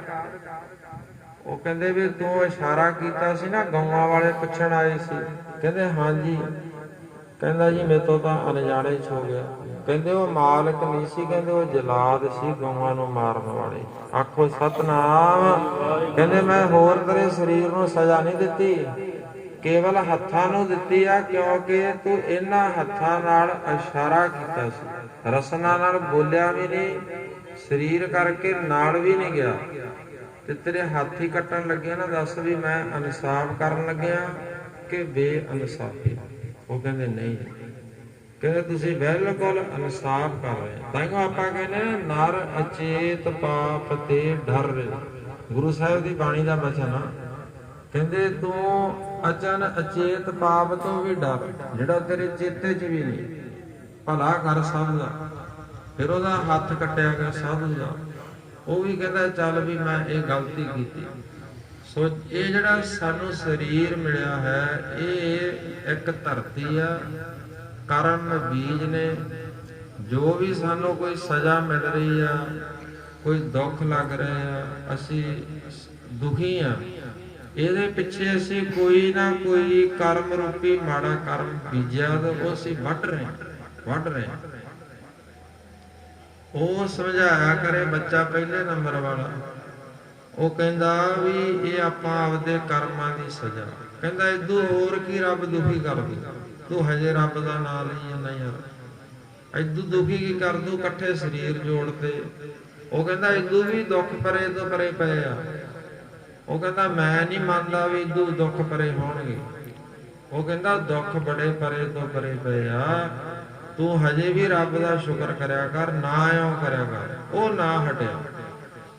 ਅਖੀਰ ਕੀ ਹੋਇਆ, ਥੋੜੇ ਸਮੇਂ ਬਾਅਦ ਜਿਹੜਾ ਗੁਰਮੁਖ ਰੂਹ ਸੀ ਨਾ, ਰੱਬ ਨੂੰ ਮੰਨਣ ਵਾਲਾ, ਰੱਬ ਤੇ ਵਿਸ਼ਵਾਸ ਅਕੀਦਾ ਰੱਖਣ ਵਾਲਾ, ਸ਼ਰਧਾ ਰੱਖਣ ਵਾਲਾ, ਉਹਦੀ ਗੁਰਮੁਖੋਂ ਮੌਤ ਹੋ ਗਈ। ਉਹਦਾ ਵਿਚਾਰੇ ਦਾ ਖਹਿੜਾ ਛੁੱਟ ਗਿਆ। ਆਪਾਂ ਆਮ ਹੀ ਕਹਿ ਦਿੰਦੇ ਵੀ ਇਸ ਦੁੱਖ ਨਾਲੋਂ ਤਾਂ ਮਹਾਰਾਜ ਜੀ ਦਾ ਖਹਿੜਾ ਹੀ ਛੁੱਟ ਜੇ ਵਿਚਾਰੇ ਦਾ। ਕਈ ਵਾਰੀ ਆਪਾਂ ਅਰਦਾਸ ਕਰਾਉਣੇ ਆ, ਸੁਖਮਨੀ ਸਾਹਿਬ ਦੇ ਪਾਠ ਕਰਾਉਣੇ ਆ, ਜਦੋਂ ਦੁਖੀ ਹੁੰਦਾ ਮਰੀਜ਼ ਮੰਜੇ ਤੇ ਪਿਆ ਚੂਕਦਾ, ਦਰਦ ਹੁੰਦਾ, ਉਹਦੇ ਕਿੰਨਾ ਕੁਛ ਕਰਦੇ ਆ। ਫਿਰ ਆਪਾਂ ਕਹਿੰਦੇ ਆ ਵੀ ਮਹਾਰਾਜ ਕਿਰਪਾ ਕਰੋ ਵੀ ਇਹਦਾ ਖਹਿੜਾ ਹੀ ਛਡਾ ਦਿਓ, ਅਰਦਾਸ ਕਰਦੇ ਆ। ਉਹ ਗੁਰਮੁਖ ਦਾ ਖਹਿੜਾ ਛੁੱਟ ਗਿਆ, ਉਹਦਾ ਸਰੀਰ ਛੱਡ ਗਿਆ। ਹੁਣ ਜਦੋਂ ਸਰੀਰ ਛੱਡਿਆ, ਨਾ ਤਾਂ ਉਹਦਾ ਸੰਸਕਾਰ ਕਰਨ ਜੋਗੇ, ਨਾ ਉਹਨੂੰ ਜਲ ਪ੍ਰਵਾਹ ਕਰਨ ਜੋਗੇ, ਨਾ ਉਹਨੂੰ ਮਿੱਟੀ 'ਚ ਦੱਬਣ ਜੋਗੇ, ਕਿਉਂਕਿ ਨਾਲ ਇੱਕ ਸਰੀਰ ਜਿੰਦਾ ਸੀ। ਬੜਾ ਔਖਾ ਹੋ ਗਿਆ। ਹੁਣ ਗੁਰਮੁਖੋ ਉਹ ਕੀ ਹੋਇਆ ਵੀ ਸਾਡਾ ਸਰੀਰ ਆ ਨਾ ਜਿਹੜਾ, ਇੱਕ ਦੋ ਦਿਨ ਇਹਦਾ ਸੰਸਕਾਰ ਨਾ ਕਰੀਏ ਜਾਂ ਇਹਨੂੰ ਨਾ ਕੁਛ ਕਰੀਏ ਤੇ ਇਹ 'ਚ ਮੁਸ਼ਕ ਬੜਾ ਗੰਦਾ ਮਾਰਦਾ, ਬਹੁਤ ਭੈੜਾ ਮੁਸ਼ਕ ਮਾਰਦਾ। ਹੁਣ ਉਹ ਸਰੀਰ ਸੀ ਜਿਹੜਾ, ਉਹ 'ਚ ਬਦਬੂ ਫੈਲ ਗਈ, ਐਸੀ ਬਦਬੂ ਫੈਲੀ। ਹੁਣ ਉਹਨੂੰ ਮੁਸ਼ਕ ਆਇਆ ਕਰ, ਉਹ ਮਾਰੇ ਚੀਕਾਂ, ਨਾ ਉਹਨੂੰ ਸਾੜਨ ਜੋਗਾ, ਨਾ ਉਹਨੂੰ ਦੱਬਣ ਜੋਗਾ, ਨਾ ਜਲ ਪ੍ਰਵਾਹ ਕਰਨ ਜੋਗਾ। ਤੇ ਫੇਰ ਨਾ ਇੰਨਾ ਔਖਾ ਹੋਇਆ ਕਰੇ, ਰੋਇਆ ਕਰੇ। ਜਿਹੜਾ ਕਹਿੰਦਾ ਸੀ ਨਾ ਵੀ ਰੱਬ ਨਹੀਂ ਹੁੰਦਾ, ਭਗਵਾਨ ਨਹੀਂ ਹੁੰਦਾ, ਐਵੇਂ ਲੋਕ ਵਾਹਿਗੁਰੂ ਵਾਹਿਗੁਰੂ ਕਰੀ ਜਾਂਦੇ, ਰਾਮ ਰਾਮ ਕਰੀ ਜਾਂਦੇ ਆ। ਏਦੋਂ ਵੱਡਾ ਵੀ ਕੋਈ ਦੁੱਖ ਹੋਊਗਾ ਜਿਹੜਾ ਮੈਨੂੰ ਲੱਗਿਆ, ਉਹ ਫਿਰ ਗੁਰਮੁਖ ਦੀਆਂ ਆਵਾਜ਼ਾਂ ਉਹਦੇ ਕੰਨਾਂ ਦੇ ਵਿੱਚ ਗੂੰਜਿਆ ਕਰਨ, ਉਹਦੀ ਆਵਾਜ਼ ਆਇਆ ਕਰੇ ਵਿਚਾਰੇ ਨੂੰ, ਓਏ ਤੂੰ ਰੱਬ ਨੂੰ ਮਾੜਾ ਨਾ ਕਿਹਾ ਕਰ, ਤੂੰ ਰੱਬ ਦਾ ਫੇਰ ਵੀ ਸ਼ੁਕਰ ਕਰਿਆ ਕਰ। ਤੇ ਰੱਬ ਦਾ ਏਦੋਂ ਵੱਡੇ ਦੁੱਖ ਵੀ ਹੋਰ ਨੇ, ਬਹੁਤ ਵੱਡੇ ਦੁੱਖ ਹੋਰ ਆ, ਹਜੇ ਆਪਾਂ ਨੂੰ ਛੋਟੀ ਸਜ਼ਾ ਮਿਲੀ। ਫਿਰ ਉਹ ਰੋਇਆ ਕਰੇ ਵਿਚਾਰਾ, ਪਿੱਟਿਆ ਕਰੇ ਵੀ ਵਾਕਈ ਉਹ ਗੁਰਮੁਖ ਜਿਹੜਾ ਕਹਿੰਦਾ ਸੀ ਨਾ ਵੀ ਏਦੋਂ ਦੁੱਖ ਵੀ ਹੋਰ ਆ। ਹੁਣ ਦੱਸੋ ਮੁਸ਼ਕ ਆਵੇ ਉਹਨੂੰ, ਫਿਰ ਅਰਦਾਸਾਂ ਕਰੇ ਵੀ ਮਹਾਰਾਜ ਮੇਰੀ ਵੀ ਤੂੰ ਜਾਨ ਛੁਡਾ ਦੇ, ਮੈਨੂੰ ਵੀ ਮੌਤ ਆਈ। ਫਿਰ ਇਉਂ ਰੋ ਰੋ ਕੇ ਉਹਨੂੰ ਮੌਤ ਆਈ। ਆਖੋ ਸਤਿਨਾਮ। ਸੋ ਜਿਹੜਾ ਅਸੀਂ ਇਹ ਕਰਮ ਬੀਜੇ ਹੋਏ ਨਾ, ਤੇ ਆਪਾਂ ਮਹਾਰਾਜ ਕਹਿੰਦੇ ਵੀ ਉਹੀ ਵੱਢ ਰਹੇ ਹਾਂ। ਕਰਮੀ ਆਪੋ ਆਪਣੀ ਕੇ ਨੇੜੇ ਕੇ ਦੂਰ। ਉਹ ਕਰਮ ਕਰਕੇ ਹੀ ਆਪਾਂ ਰੱਬ ਤੋਂ ਨੇੜੇ ਆ, ਕਰਮ ਕਰਕੇ ਦੂਰ ਆ। ਇਸ ਕਰਕੇ ਆਪਾਂ ਜੇ ਚੰਗੇ ਕਰਮ ਕਰਾਂਗੇ, ਆਪਦੇ ਪੁੰਨ ਬਣਾਵਾਂਗੇ। ਪਰਮਾਤਮਾ ਦਾ ਨਾਮ ਇੱਕ ਐਸੀ ਚੀਜ਼ ਆ, ਸਿਮਰਨ ਇੱਕ ਇਹੋ ਜਿਹੀ ਚੀਜ਼ ਆ, ਸੇਵਾ ਇੱਕ ਇਹੋ ਜਿਹੀ ਦਾਤ ਆ। ਜਿਹੜਾ ਸੇਵਾ ਸਿਮਰਨ ਕਰਦਾ, ਉਹਦੇ ਨਾਲ ਮਹਾਰਾਜ ਕਹਿੰਦੇ ਗੁਰ ਕਾ ਸ਼ਬਦ ਕਾਟੇ ਕੋਟ ਕਰਮ। ਕਰੋੜਾਂ ਕਰਮ ਆ ਜਿਹੜੇ ਸਾਡੇ ਪਰਮਾਤਮਾ ਦਾ ਸਿਮਰਨ ਕਰਨ ਦੇ ਨਾਲ, ਬੰਦਗੀ ਕਰਨ ਦੇ ਨਾਲ, ਸੇਵਾ ਕਰਨ ਨਾਲ, ਸੰਗਤ ਕਰਨ ਦੇ ਨਾਲ ਸਾਡੇ ਪੁੰਨ ਬਣਦੇ ਆ। ਜੇ ਪੁੰਨਾਂ ਦੇ ਨਾਲ ਆਪਾਂ ਨੂੰ ਸੁੱਖ ਮਿਲਦੇ ਆ, ਪਾਪਾਂ ਦੇ ਨਾਲ ਸਾਨੂੰ ਦੁੱਖ ਮਿਲਦੇ ਆ। ਜਿਹੜਾ ਦੇਖੋ ਵੀ ਹੁਣ ਆਪਾਂ ਇਹ ਸੰਗਤ ਕੀਤੀ ਆ, ਕੀਰਤਨ ਕੀਤਾ, ਕਿਸੇ ਨੇ ਸਰਵਣ ਕੀਤਾ, ਲੰਗਰ ਲਾਏ ਨੇ, ਸਾਰੇ ਆਪਾਂ ਸੰਗਤ 'ਚ ਬੈਠੇ ਆ ਕੇ, ਮਹਾਰਾਜ ਨੇ ਆਪਾਂ ਨੂੰ ਇਹ ਸੁਭਾਗ ਪ੍ਰਾਪਤ ਹੋਇਆ। ਇਹਦੇ ਨਾਲ ਕੀ ਮਿਲਿਆ ਸਾਨੂੰ? ਸਾਡੇ ਪੁੰਨ ਬਣੇ, ਮਹਾਰਾਜ ਦੀ ਸਾਡੇ ਤੇ ਨਿਗਾਹ ਹੋਈ। ਤੇ ਵੇਖੋ ਵੀ ਜਿਹੜੇ ਆਪਣੇ ਪੁੰਨ ਆ ਉਹ ਸਾਨੂੰ ਸੁੱਖ ਦੇਣਗੇ। ਜਿਹੜੇ ਆਪਾਂ ਵੇਖੋ ਵੀ ਪਾਪ ਕਰੀ ਜਾਂਦੇ, ਕਿਤੇ ਝੂਠ ਬੋਲੀ ਜਾਂਦੇ, ਕੋਈ ਮਾੜੇ ਕੰਮ ਕਰੀ ਜਾਂਦੇ, ਰੱਬ ਦਾ ਨਾਮ ਨਹੀਂ ਲੈਂਦੇ, ਨਿਤਨੇਮ ਨਹੀਂ ਕਰਦੇ, ਤੇ ਉਹ ਸਾਨੂੰ ਫਿਰ ਸੰਸਾਰ ਦੇ ਵਿੱਚ, ਜੀਵਨ ਦੇ ਵਿੱਚ ਦੁੱਖ ਦਿੰਦੇ ਆ। ਸੋ ਮਹਾਰਾਜ ਜੀ ਦੀ ਕਿਰਪਾ ਹੋਈ ਆ ਸਾਰੇ ਪਰਿਵਾਰਾਂ ਤੇ, ਜਿਨ੍ਹਾਂ ਨੇ ਵਾਰ-ਵਾਰ ਸਮਾਂ ਲੈ ਕੇ ਘਰ ਦੇ ਵਿੱਚ ਸੰਗਤ ਦੇ ਚਰਨ ਪਵਾਏ ਨੇ। ਸਾਰੇ ਪਰਿਵਾਰਾਂ ਨੇ ਕੀਰਤਨ ਕਰਵਾਇਆ। ਹੋਰ ਵੀ ਤੁਹਾਡੇ ਤੋਂ ਜਿੰਨੀ ਸੰਗਤ ਬੈਠੀ ਆ, ਉਹਨਾਂ ਦੇ ਮਨ ਦੇ ਵਿੱਚ ਵੀ ਇਹ ਉਤਸ਼ਾਹ ਪੈਦਾ ਹੋਇਆ ਵੀ ਸਾਡੇ ਘਰ 'ਚ ਵੀ ਐ ਸੰਗਤ ਜੁੜੇ, ਸਾਡੇ ਘਰੇ ਵੀ ਕੀਰਤਨ ਹੋਵੇ, ਸੰਗਤਾਂ ਆਉਣ, ਨਾਮ ਜਪਿਆ ਜਾਵੇ, ਸਾਡਾ ਘਰ ਵੀ ਪਵਿੱਤਰ ਹੋਵੇ। ਕਿਉਂਕਿ ਹਰ ਇੱਕ ਦੇ ਮਨ ਦੇ ਵਿੱਚ ਚਾਹ ਹੁੰਦਾ। ਸੋ ਮਹਾਰਾਜ ਨੇ ਜਿਨ੍ਹਾਂ ਤੇ ਕਿਰਪਾ ਕੀਤੀ, ਆ ਦੇਖੋ ਵੀ ਇਹ ਮਹਾਰਾਜ ਦੀ ਕੋਈ ਮਿਹਰ ਹੀ ਆ। ਆ ਲੱਖੇ ਨੇ ਸਾਨੂੰ ਕਿਹਾ ਤੁਸੀਂ ਜ਼ਰੂਰ ਆਇਓ, ਜ਼ਰੂਰ ਆਇਓ। ਆਉਣਾ ਤਾਂ ਅਸੀਂ ਇਹਨਾਂ ਦੇ ਘਰੇ ਸੀਗਾ, ਤੇ ਵੇਖੋ ਸਾਨੂੰ ਹਫ਼ਤਾ ਹੋ ਚੱਲਿਆ ਆਇਆਂ ਨੂੰ। ਤੇ ਇਹਨਾਂ ਦੇ ਘਰੇ ਸਭ ਤੋਂ ਜਾਇਆ ਹੀ ਨਹੀਂ ਗਿਆ। ਅੱਜ ਅਸੀਂ ਲਾਸਟ ਦਿਨ ਇਹਨਾਂ ਦੇ ਘਰੇ ਜਾਣਾ, ਤੇ ਵੇਖੋ ਵਿੱਚੋਂ ਹੋਰ ਹੀ ਕੋਈ ਨੱਕਾ ਵੱਢੀ ਜਾਂਦੇ, ਸਾਡੇ ਆਓ ਸਾਡੇ ਆਓ। ਜਦੋਂ ਮਹਾਰਾਜ ਦੀ ਕਿਰਪਾ ਹੋਣੀ ਉਦੋਂ ਹੀ ਉੱਥੇ ਜਾਇਆ ਜਾਂਦਾ। ਸੋ ਮਹਾਰਾਜ ਦੀ ਅੱਜ ਬਖਸ਼ਿਸ਼ ਹੋਈ ਆ, ਕਿਰਪਾ ਹੋਈ ਆ। ਸਰਦਾਰ ਇਕਬਾਲ ਸਿੰਘ ਜੀ ਦੇ ਗ੍ਰਹਿ ਵਿਖੇ ਸੰਗਤਾਂ ਨੇ ਚਰਨ ਪਾਏ ਆ, ਕੀਰਤਨ ਹੋਇਆ। ਜਿੱਥੋਂ ਤੱਕ ਵੀ ਕੀਰਤਨ ਦੀ ਆਵਾਜ਼ ਜਾਂਦੀ ਆ, ਉੱਥੋਂ ਤੱਕ ਜੀਵ ਜੰਤੂਆਂ ਦਾ ਵੀ ਭਲਾ ਹੁੰਦਾ, ਪਸ਼ੂ ਪਕਸ਼ੀਆਂ ਦਾ ਵੀ ਭਲਾ ਹੁੰਦਾ, ਫਸਲਾਂ ਦੇ ਵੀ ਮਹਾਰਾਜ ਮਿਹਰਾਂ ਰੱਖਦੇ।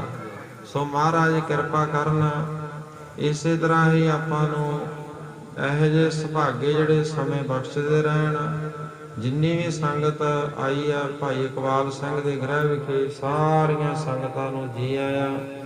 ਜਿੱਥੇ ਆਪਾਂ ਆਪਦੇ ਸਰੀਰ ਦੀਆਂ ਲੋੜਾਂ ਵਾਸਤੇ ਦਿਨ ਰਾਤ ਭੱਜੇ ਫਿਰਦੇ ਆ, ਦਿਨ ਰਾਤ ਘਰ ਬਣਾਉਣੇ ਆ, ਕੱਪੜੇ ਲੀੜੇ ਵਾਸਤੇ ਭੱਜੇ ਫਿਰਦੇ ਆ, ਰੋਟੀ ਵਾਸਤੇ ਭੱਜੇ ਫਿਰਦੇ ਆ, ਸਰੀਰ ਵਾਸਤੇ ਆਪਾਂ ਟਾਈਮ ਕੱਢਦੇ ਆ, ਦਿਨ ਰਾਤ ਇੱਕ ਕੀਤਾ ਹੋਇਆ ਆਪਣਾ। ਉੱਥੇ ਅਸੀਂ ਆਪਦੀ ਰੂਹ ਵਾਸਤੇ, ਜਿੰਦ ਵਾਸਤੇ ਵੀ ਟਾਈਮ ਕੱਢੋ। ਕਿਉਂਕਿ ਜਦੋਂ ਅਸੀਂ ਜਿਹੜਾ ਸਾਡਾ ਸਰੀਰ ਆ, ਇਹ ਸਰੀਰ ਇੱਥੇ ਹੀ ਰਹਿ ਜਾਣਾ, ਇੱਥੇ ਹੀ ਸਾੜ ਦੇਣਾ, ਅੱਗੇ ਨਹੀਂ ਜਾਣਾ। ਅੱਗੇ ਜਿਹੜਾ ਸਾਡੀ ਰੂਹ ਨੇ, ਜਿੰਦ ਨੇ ਲੇਖਾ ਦੇਣਾ ਜਾ ਕੇ। ਅੱਗੇ ਜਾ ਕੇ ਫਿਰ ਮਹਾਰਾਜ ਕਹਿੰਦੇ ਜਿੰਦ ਨਮਾਣੀ ਕੱਢੀਏ ਹੱਡਾਂ ਕੂਕੜ ਕਾਏ। ਉੱਥੇ ਜਾ ਕੇ ਹਿਸਾਬ ਕਿਤਾਬ ਜਿੰਦ ਨੇ ਦੇਣਾ ਸਾਡੀ ਨੇ। ਜਿਹੇ ਨਾਮ ਜਪ ਕੇ ਗਈ ਹੋਊਗੀ, ਸਿਮਰਨ ਕਰਕੇ ਗਈ ਹੋਊਗੀ, ਚੰਗੇ ਕੰਮ ਕਰਕੇ ਗਈ ਹੋਊਗੀ, ਤੇ ਇਹਨੂੰ ਮਹਾਰਾਜ ਦੇ ਚਰਨਾਂ 'ਚ ਨਿਵਾਸ ਮਿਲ ਜਾਣਾ, ਅੱਗੇ ਚੰਗਾ ਜਨਮ ਮਿਲ ਜਾਣਾ। ਤੇ ਜੇ ਅਸੀਂ ਨਾਮ ਹੀ ਨਾ ਜਪਾਂਗੇ, ਸੇਵਾ ਸਿਮਰਨ ਨਾ ਕਰਕੇ ਗਏ, ਤੇ ਫਿਰ ਤਾਂ ਦੇਖੋ ਵੀ ਅੱਗੇ ਲੇਖੇ ਜੋਖੇ ਜਦੋਂ ਹੋਣੇ ਆ, ਫਿਰ ਉੱਥੇ ਪਛਤਾਵਾ ਹੋਣਾ ਆਪਾਂ ਨੂੰ।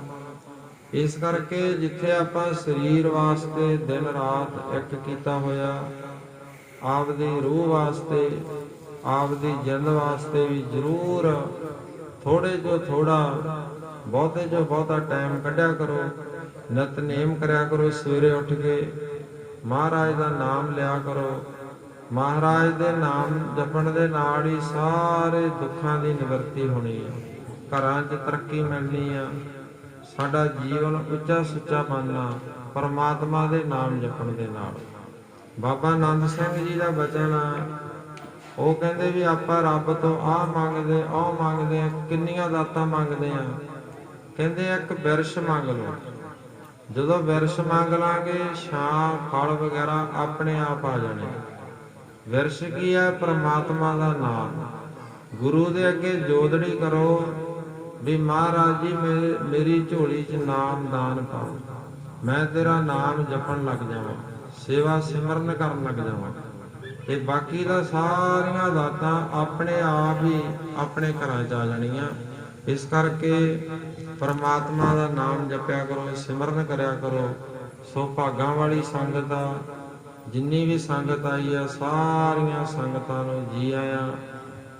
ਸੋ ਸਰਦਾਰ ਇਕਬਾਲ ਸਿੰਘ ਜੀ ਨੇ, ਮੈਨੂੰ ਲੱਗਦਾ ਆਪਾਂ ਅੱਜ ਕੀ